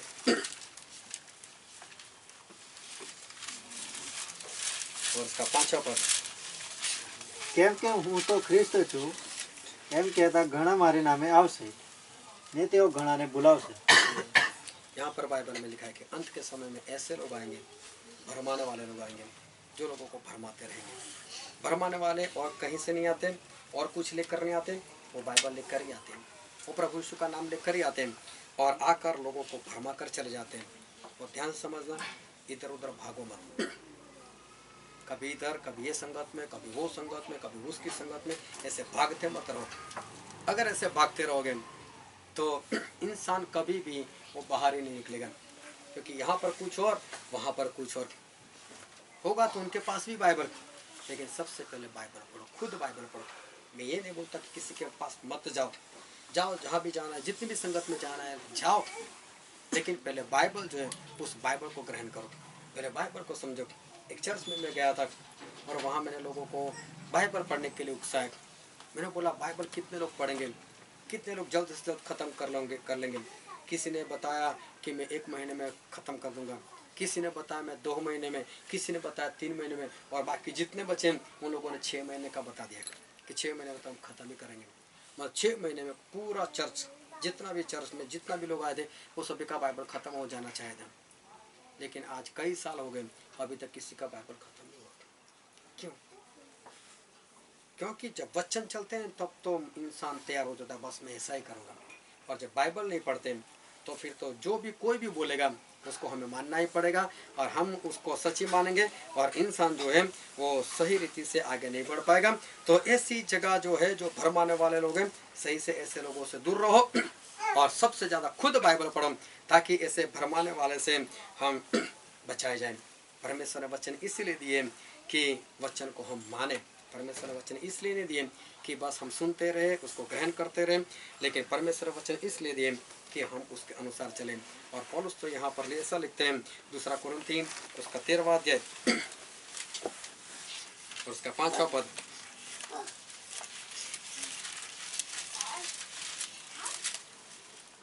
તમારામાં વિશ્વાસ છે કે નહીં તેની પરીક્ષા તમે પોતે કરો। बाइबल में लिखा है खुद की परीक्षा करो, और यही नहीं होता है। अगर इंसान खुद की ईमानदारी से परीक्षा करे ना तो उसको पता चल जाएगा मेरे में कौन सी कमी है, मेरे में कौन सी बात है। ईमानदारी से अगर खुद की परीक्षा करे तो उसको पता चल जाएगा। ईमानदारी से अगर खुद को जांचें मैं कहाँ पर हूँ, और आज जो वचन थे उसमें मैं हूँ कि नहीं। लेकिन ज़्यादातर लोग वो अंजीर के पत्ते पहनकर वो सामने कोई दिखते, ये वाली बात इसमें है। आज वचन में ये बोला नहीं तो उसके अंदर दिखती है। और ध्यान समझना, लेकिन परमेश्वर ये नहीं बोलते कि दूसरे की परीक्षा करो। परमेश्वर का वचन कहता है खुद की परीक्षा करो। अगर इंसान खुद की परीक्षा करेंगे तो क्या होगा, वो सुधर जाएगा। अगर नहीं करेगा तो पक्का मरेगा। वो स्वर्ग में नहीं जा सकता, इस धरती पर भी उसका सही में जीवन नहीं होगा। एक भाई साहब थे, एक बार मेरे पास आए, वो मेरे पास ही सब वचन सीखते थे परमेश्वर के, और मेरी संगत में आते रहते थे और आगे बढ़ते रहते थे। उनको बाइबल भी दिया था, बाइबल भी पढ़ते रहते थे, काफ़ी आगे बढ़े। एक बार मेरे घर पर आ गए, दोपहर का समय था, हम दोनों बैठे और मुझे ऐसा लगा कि अभी ये बपतिस्मा के लिए रेडी है, मुझे इसको बपतिस्मा के बारे में बताना चाहिए। और मैंने उनको बपतिस्मा के बारे में सिखाया। मैंने जब बपतिस्मा के बारे में सिखाया, जब पूरी तरह से उन्होंने सीख लिया तो उन्होंने मुझे बोला कि मुझे बपतिस्मा कब दोगे। मैंने बोला मैं कभी किसी को बपतिस्मा नहीं देता, सामने वाला जब बोलता है तब देता हूँ, मेरी मर्जी से नहीं देता। अगर सामने वाला बोले आज तो आज, कल बोले तो कल, सामने वाले की इच्छा है, इसमें मैं कभी जबरदस्ती नहीं बोलता मुझे चाहिए, मुझे कब दोगे। मैंने बोला जब भी आप चाहोगे तो मैं दे दूँगा। तो बोलते हैं कि कोई बात नहीं, फिर आज दे दो मुझे। मैंने बोला आज अभी, बोलते हैं हाँ आज दे दो। मैं ठीक है, अगर कपड़े चेंज करना है या तो फिर दूसरे कपड़े लेकर आए। अरे बोले नहीं मुझे कुछ भी नहीं करना है, अभी चलो। मेरे जीवन में एक ही इंसान ऐसा मिला मुझे आज तक, जिसने जैसे सुना बोले अगर परमेश्वर कल आ जाएंगे तो, अगर शाम को आ जाएंगे तो मैं तो नाश में चला जाऊंगा। उनसे अभी तो बपतिस्मा, अभी तुरंत। मैं किसी को नहीं बता सका। मैं जेम्स भाई और वो 3 लोग चले गए थे बपतिस्मा देने के लिए, और उनका बपतिस्मा वहाँ पर हो गया। कितनी तलब। परमेश्वर का वचन इसीलिए हमको दिया है कि परमेश्वर का वचन मानना है हमें। तो मानने के लिए क्या, कल परसों, कब मानोगे वचन? जैसे ही सुना वैसे ही बोलता है बस मुझे तो आज और अभी। अगर बपतिस्मा लेंगे तो किसका भला होने वाला है? क्या परमेश्वर का भला होने वाला है? खुद का तो भला होने वाला है। अगर इंसान खुद का भला करने में भी अगर देर लगाए तो परमेश्वर उसको बोले जा किसी के लिए जाकर घर जाकर प्रार्थना कर क्या जाएगा? वो नहीं जा सकता। जो खुद के उद्धार के लिए अगर तैयार नहीं, खुद के उद्धार के लिए अगर आज्ञाकारी नहीं कर सकता, तो वो दूसरे के लिए कुछ भी नहीं कर सकता। परमेश्वर को ऐसे लोगों से कोई खुशी नहीं होगी। लेकिन परमेश्वर जो है वो, परमेश्वर ने वचन हमें इसलिए दिए कि हम उसको माने। परमेश्वर वचन हमें मानने के लिए दिया हुआ है कि हम उसकी आज्ञाकारी करें। तो आज कल और परसों नहीं, परमेश्वर जब भी बोलते उसी वक्त करो। तो ध्यान से समझना कि पिछले संडे जस्सा का फ़ोन आया और जस्सा ने मुझे बताया कि आपकी संगत के बारे में मुझे बताया। उसमें सभी लोग शामिल थे, सभी लोगों के बारे में बताया और ये बताया कि सभी लोगों के अंदर कुछ ना कुछ बात है और वो भी बात छोटा नहीं है। और परमेश्वर ऐसा बोल रहे हैं कि सबको चेतावनी दे दो, तो सभी को चेतावनी दे दो। अगर उन लोगों ने चेतावनी नहीं मानी तो परमेश्वर ने ऐसा बोला उनको बीमारी लगेगी, और वो भी बड़ी बड़ी। उस वक्त ही कुछ लोग तो बीमार थे, उसके बाद भी कुछ लोगों को बीमारी लगी। वो ध्यान समझ, परमेश्वर ने जो बोला ना वो बीमारी वो नहीं थी जो लग चुकी है और उसके बाद हुई, उसका जस्से के सपने के साथ कोई लेना देना नहीं। बहुत ध्यान समझना। लेकिन ऐसा सपना 3 बार एक ही रात में आया, ये इंसान की सोच नहीं हो सकती। ये शैतान की ओर से सपना नहीं है। 3 बार परमेश्वर ने दिखाया और उस सपने में जस्सा पूछ रहा है कि परमेश्वर ऐसा क्यों, ये सभी लोग नाश में क्यों जाएंगे? 2012 में वही जस्सा आया था और संगत से बहुत खुश होकर गया था। तभी सही में बहुत अच्छा चल रहा था, बहुत अच्छी बात है। लेकिन 2 हफ्ते पहले क्यों परमेश्वर ने ऐसा बताया, उस इंसान को कैसा बताया और बोला कि अगर वो लोग नहीं सुधरेंगे तो बड़ी बड़ी बीमारी लगेगी, बड़ी बड़ी बीमारी लगेगी। 3 बार परमेश्वर ने ऐसा बोला और बाइबल में ऐसा लिखा है। हम पढ़ते हैं प्रकाशित वाक्य उसका 2 अध्याय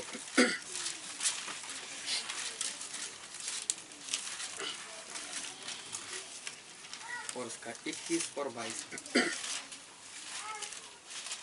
તે પસ્તાવો કરે માટે મેં તેને અવકાશ આપ્યો, પણ તે પોતાના વ્યભિચારનો પસ્તાવો કરવા ચાહતી નથી. Hallelujah, hallelujah, hallelujah, hallelujah. अरे जाग रहे हो कि नहीं? Hallelujah, hallelujah. अभी तक कुछ नहीं हुआ, अभी तो सिर्फ बच्चे चल रहे हैं। ये इजेबेल के बारे में बात की। इजेबेल नाम की एक रानी हो गई थी, वो तो मर चुकी थी। वो बहुत व्यभिचारी औरत थी, वो तो मर चुकी है। उसका नाम लेकर यहाँ पर बाइबल में लिखा गया है। व्यभिचार का मतलब होता है कि अपने पति को छोड़कर किसी और पति के साथ एक होना, इसको बोलते हैं व्यभिचार। Hallelujah, hallelujah. हमारा पति मतलब प्रभु यीशु, उसको छोड़कर शैतान की बातों में एक होना, शैतान कुछ बोलता है उसको मान लेना, शैतान की बातें करना, इसका मतलब व्यभिचार। और ये व्यभिचार वही व्यभिचार है, ये व्यभिचार के बारे में जो बात की वही शैतान वाले व्यभिचार। वो इजेबेल तो कब की मर चुकी, ये उसकी बात नहीं कर रहे, वो तो मर चुकी थी। अभी परमेश्वर उसको कौन सा समय देने वाले थे, लेकिन वो जो शुरू होता है, कौन सी कलीसिया को पत्र लिखा है? थुआतीरा की जो कलीसिया थी उसको ये पत्र लिखा गया। ये कलीसिया को लिखा गया, मतलब यीशु मसीह कलीसिया को बोल रहे कि तू इजेबेल के समान है। कलीसिया को बोल रहे तू व्यभिचारी औरत है, और उसको ऐसा बोल रहे हैं कि मैंने उसको पश्चाताप करने के लिए मौका दिया। हालेलुया। मैंने उसको पश्चाताप करने के लिए मौका दिया, लेकिन वो पश्चाताप नहीं कर रही, वो पश्चाताप नहीं कर रही। उसके बाद आगे क्या लिखा है? જુઓ હું તેને ખાટલે પાડું છું। हालेलुया। अब ये बीमारी की बात है जो हो चुकी या हुई थी या आज है, उसकी बात मैं नहीं कर रहा। ये परमेश्वर बोल रहे अब भी अगर इतनी चेतावनी के बाद भी अगर वो लोग नहीं माने, मैंने पश्चाताप करने का मौका दिया, मतलब क्या? वो बीमार हो गए। पश्चाताप करने का मौका मतलब क्या? उनकी हालत ऐसी हो गई कि उनको पता चले मेरे अंदर कौन सा पाप है, उसको ढूंढे, उसको कबूल करे। लेकिन परमेश्वर बोलते उन्होंने ऐसा नहीं किया। मैंने मौका दिया लेकिन नहीं कर रहे, तो परमेश्वर बोलते अब मैं गिराऊंगा खाट के ऊपर। और परमेश्वर गिराएंगे तो कौन उठा पाएगा? फिर कौन उठा पाएगा उसको?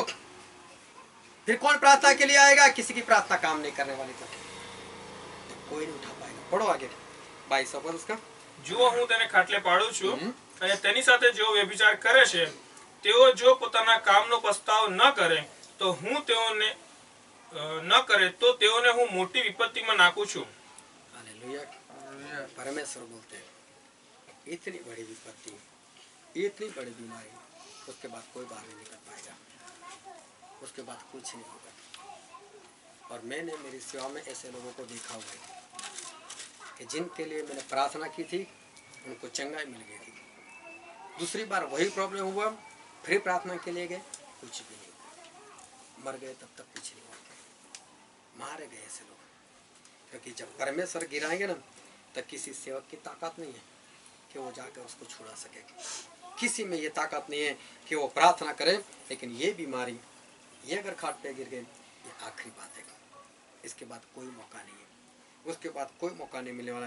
ये चेतावनी है, आखिरी चेतावनी है, परमेश्वर की है, और परमेश्वर बोल रहे, और परमेश्वर बोल रहे तो उसको मान लो, क्योंकि परमेश्वर का जो वचन है वो परमेश्वर ने इसलिए दिया है।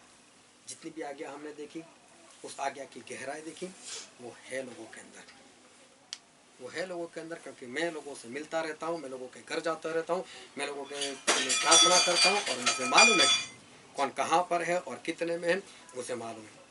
सभी लोग जांचना, ये जितनी भी बातें अभी तक हमने देखी ना, वो मिलेगी, सभी को मिलेगी।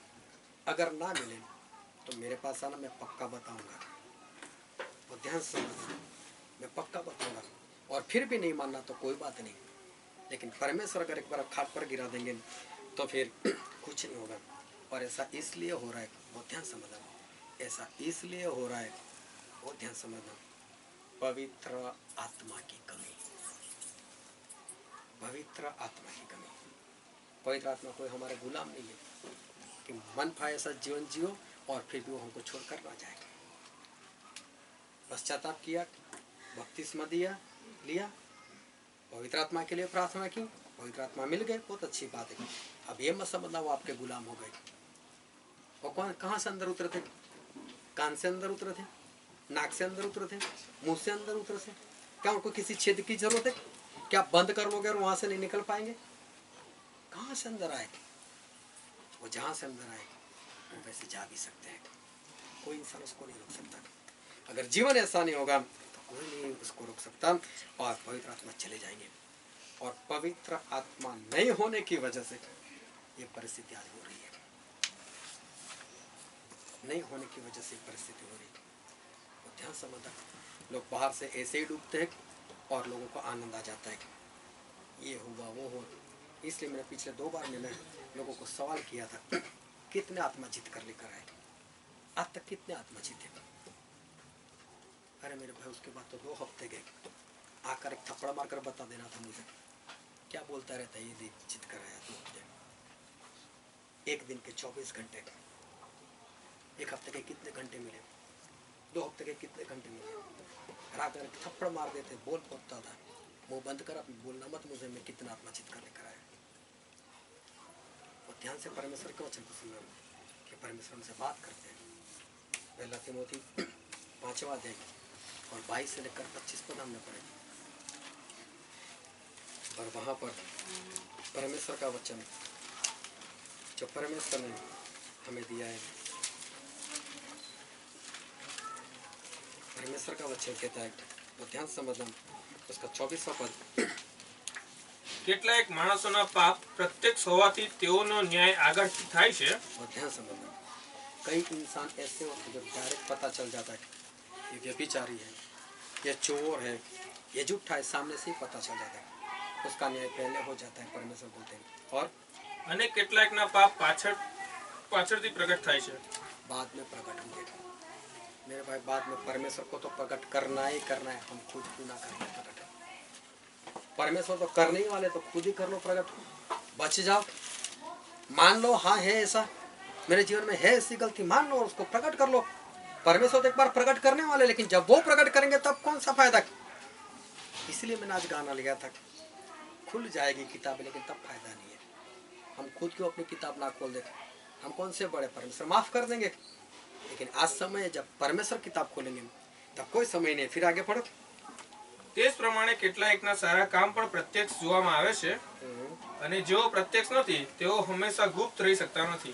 इसी तरह से अच्छे काम भी हम उसको छुपा नहीं सकते। परमेश्वर सबको देखते हैं और परमेश्वर को सब कुछ मालूम है। और ध्यान से परमेश्वर के वचन को सुनो कि जो पौलुस थे, पौलुस ने अपने चेले को, मतलब उसके जरिए जो मसीह में आए थे, उस तीमोथी को ये पत्र लिखा, तीमोथी को ये पत्र लिखा। और जो शराब पीने वाले हैं उसके लिए बहुत अच्छी आयत है, वो यही आयत को लेकर बात करते हैं कि यहाँ पर लिखा है कि तीमोथी के पेट के अंदर भी कुछ बीमारी थी और इसलिए उसको बोला था कि साथ में दाखरस मतलब शराब भी पिया कर। दाखरस का मतलब कहीं पर शराब होता ही नहीं, बहुत ध्यान से समझना। मैं कई बार बता चुका हूँ, आज एक बार फिर बताता हूँ। दाखरस मतलब शराब है ही नहीं, लेकिन ये जो ट्रांसलेशन हुआ उसमें किसी किसी जगह पर प्रॉब्लम है। हिंदी में मेरे ख्याल से शराब है नहीं। हाँ।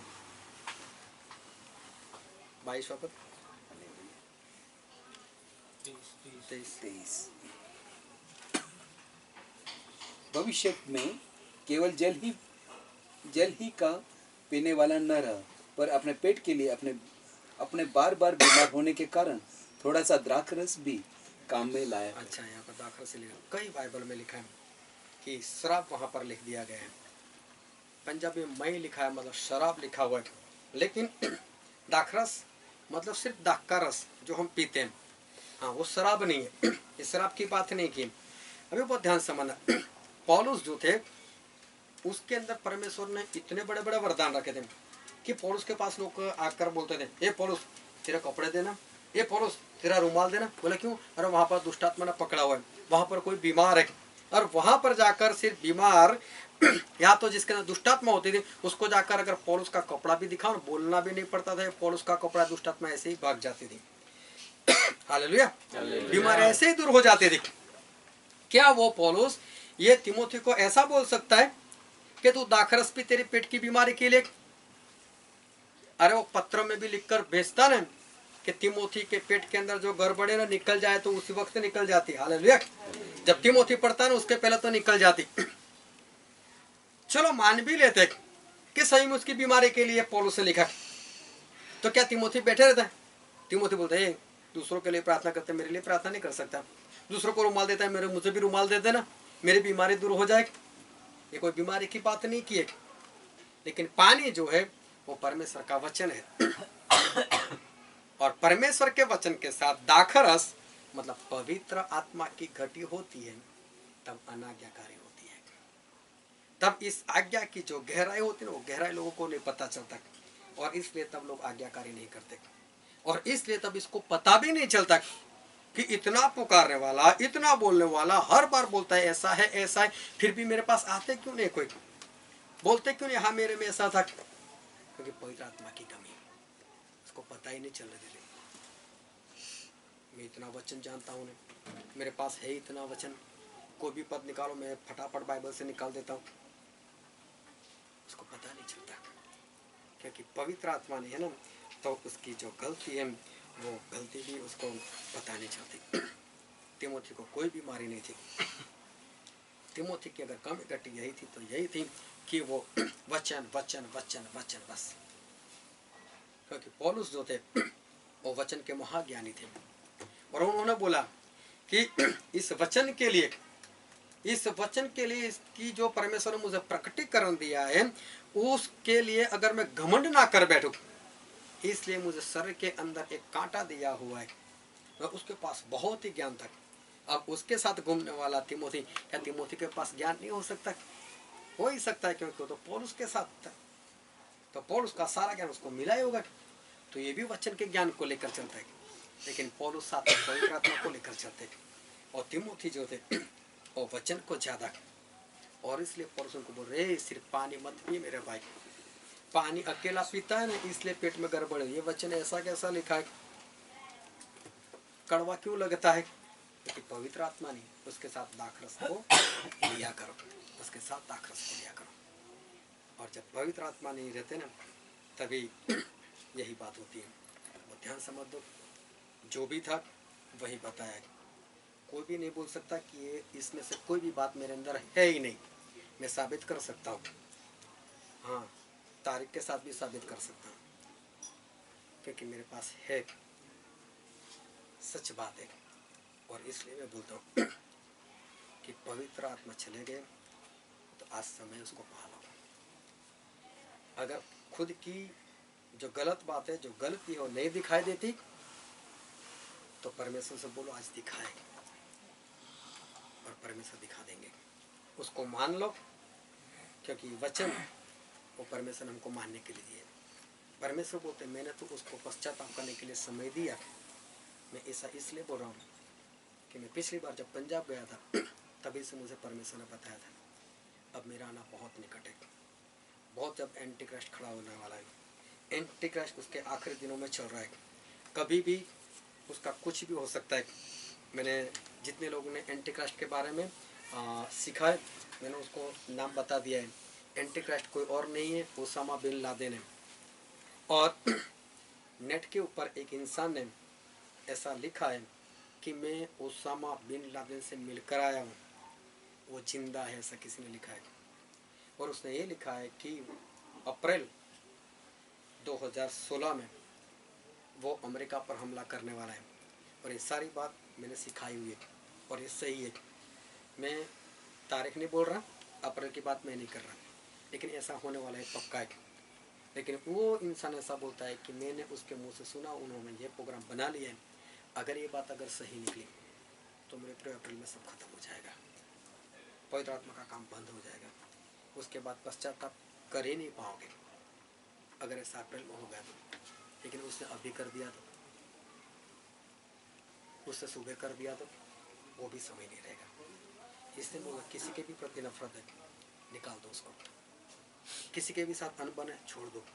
दूसरों को देखने की आदत पड़ेगी, उसमें ये उसमें छोड़ दो। आज खुद को देखोगे। हमें किसी को लेकर परमेश्वर के पास नहीं जाना है, हमें हमारा हिसाब खुद देना है। हम खुद के जिम्मेदार हैं। और अभी माता पिता भाई बहन पत्नी ये सब बहाने सब बंद कर दो।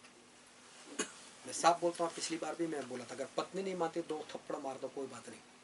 और फिर भी नहीं माने तो उसको जाने दो, नाश में खुद को बचा लो। अगर पति नहीं मान रहा है तो उसको पत्नी नहीं मार सकती, लेकिन छोड़ दो, कोई बात नहीं। उसको नाश में जाना तो जाने दो, खुद बच जाओ। सारे बहाने बंद कर दो, सारे बहाने बंद कर। हो सकता है आज हमारे पास आखिरी मौका है। आओ हम हमारे घर को बंद करें, हमारे मस्तक को इस समय सिखा के चुका है।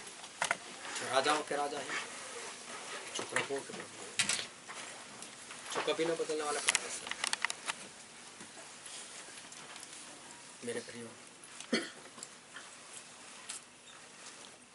परमेश्वर का वचन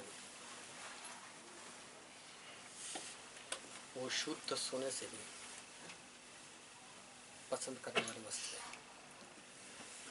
मधुर से भी मीठा है, वो पवित्र है, उसको मानने में बड़ा लाभ है।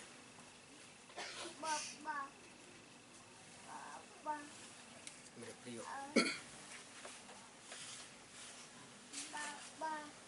क्या सही में मुझे बताना पड़ेगा किसके अंदर क्या है? क्या पवित्र आत्मा की आवाज नहीं सुनाई देती? क्या परमेश्वर की आवाज नहीं सुनाई देती? क्या खुद की परीक्षा नहीं कर पा रहे हो?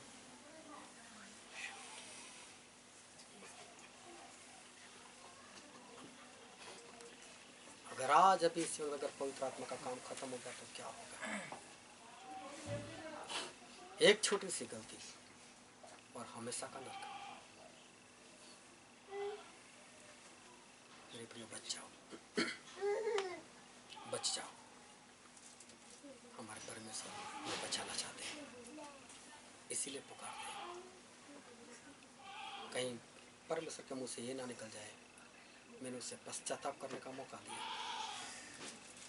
लेकिन उसने नहीं माना, और अब मैं उसको बड़ी चीज पर में डालता हूँ। मेरे प्रिय, ऐसा होने से पहले बच जाओ, ऐसा होने से पहले अपने आप को बचा लो। ये वचन समझने के लिए, ग्रहण करने के लिए, उसके अनुसार चलने के लिए प्रभु यीशु की कृपा हम सभी पर होने पाए। Thank you.